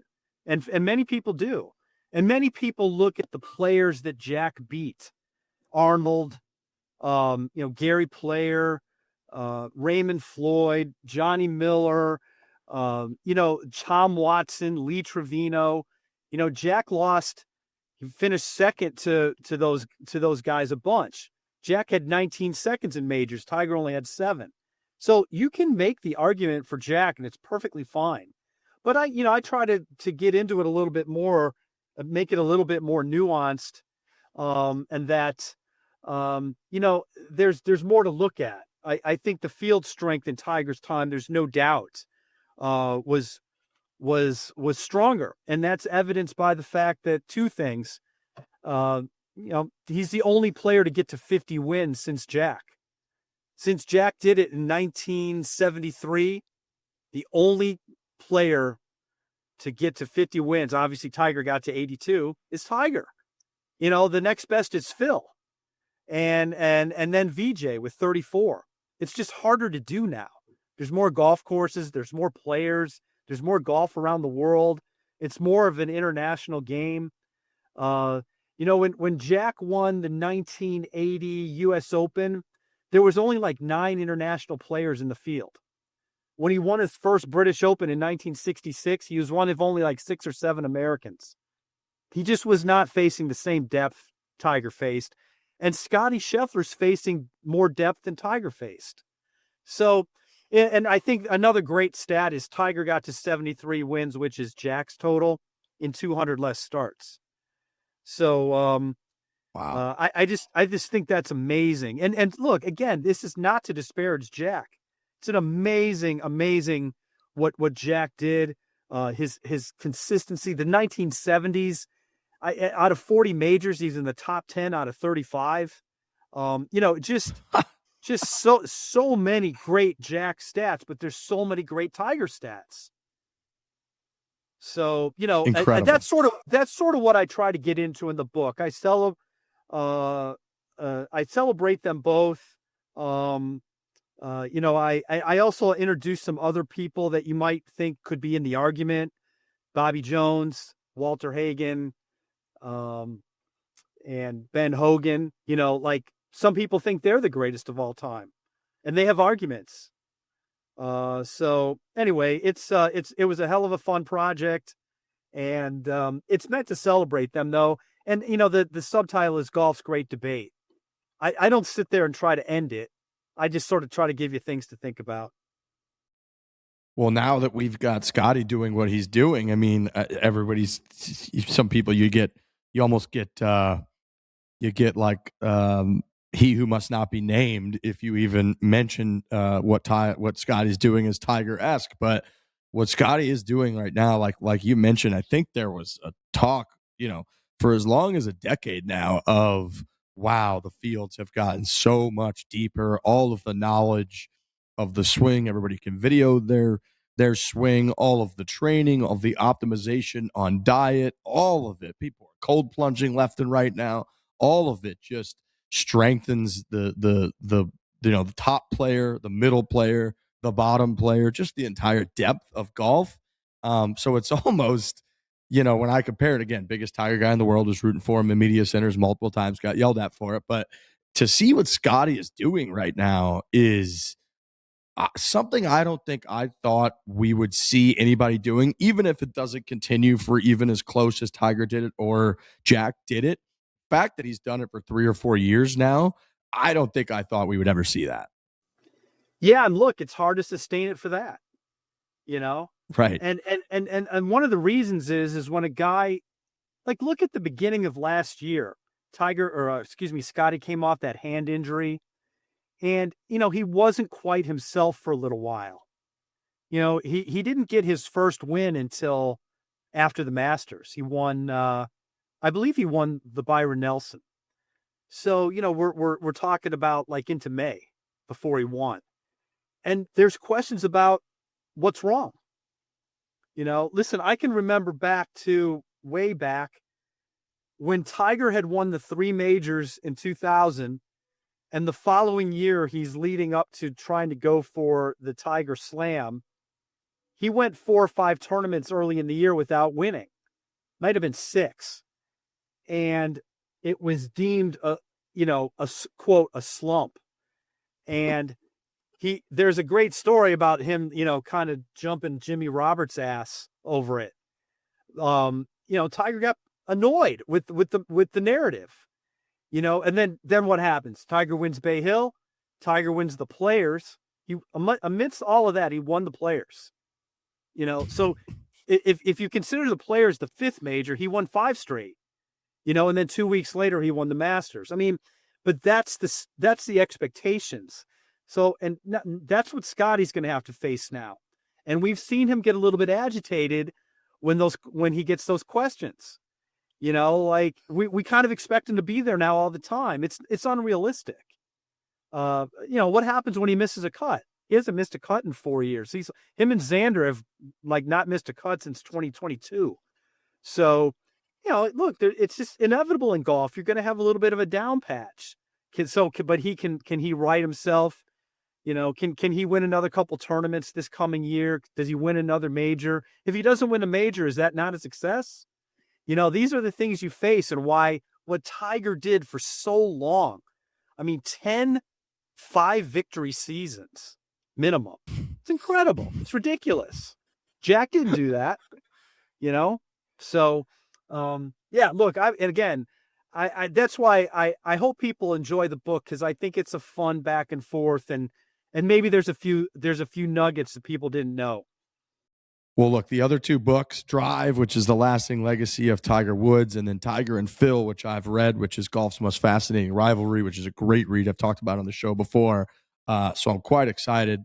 Even you just kind of talking about some of the tidbits right now has got my brain spinning, and it's got me excited to kind of dive in. So we'll have to make sure we get you back on. The springtime is obviously when the golf season will be kind of humming and running full speed. So we'll have to make sure we get you back on and talk more about the book. But I really do appreciate the time. Like I said, this has been really 3 or 4 unprecedented years in terms of golf news, unlike anything we've ever seen before. And it's been this existential threat and LIV, and everybody's got their takes, and there's things to laugh about. And then it's brings in geopolitics, and point being, we've talked about it extensively on this show. We got to fill like 3 hours a week. So the things that we say are not always founded in much, to be honest with you. So I thought it'd be a really good time for, I know you were just at TGL, you were just at LIV, you've done a bunch of good reporting, not just on this, but throughout this entire saga and throughout the last, nearly 3 decades. So Bob Harig, I very much appreciate you taking the time. And like I said, when the book nears its publishing date, we'll have to make sure we get you back on. That would be great. I appreciate it. Love to talk about it. It's a fun subject, and glad we could catch up. I'm happy to chat about all these fun topics here right at the beginning of the year. Thanks a lot.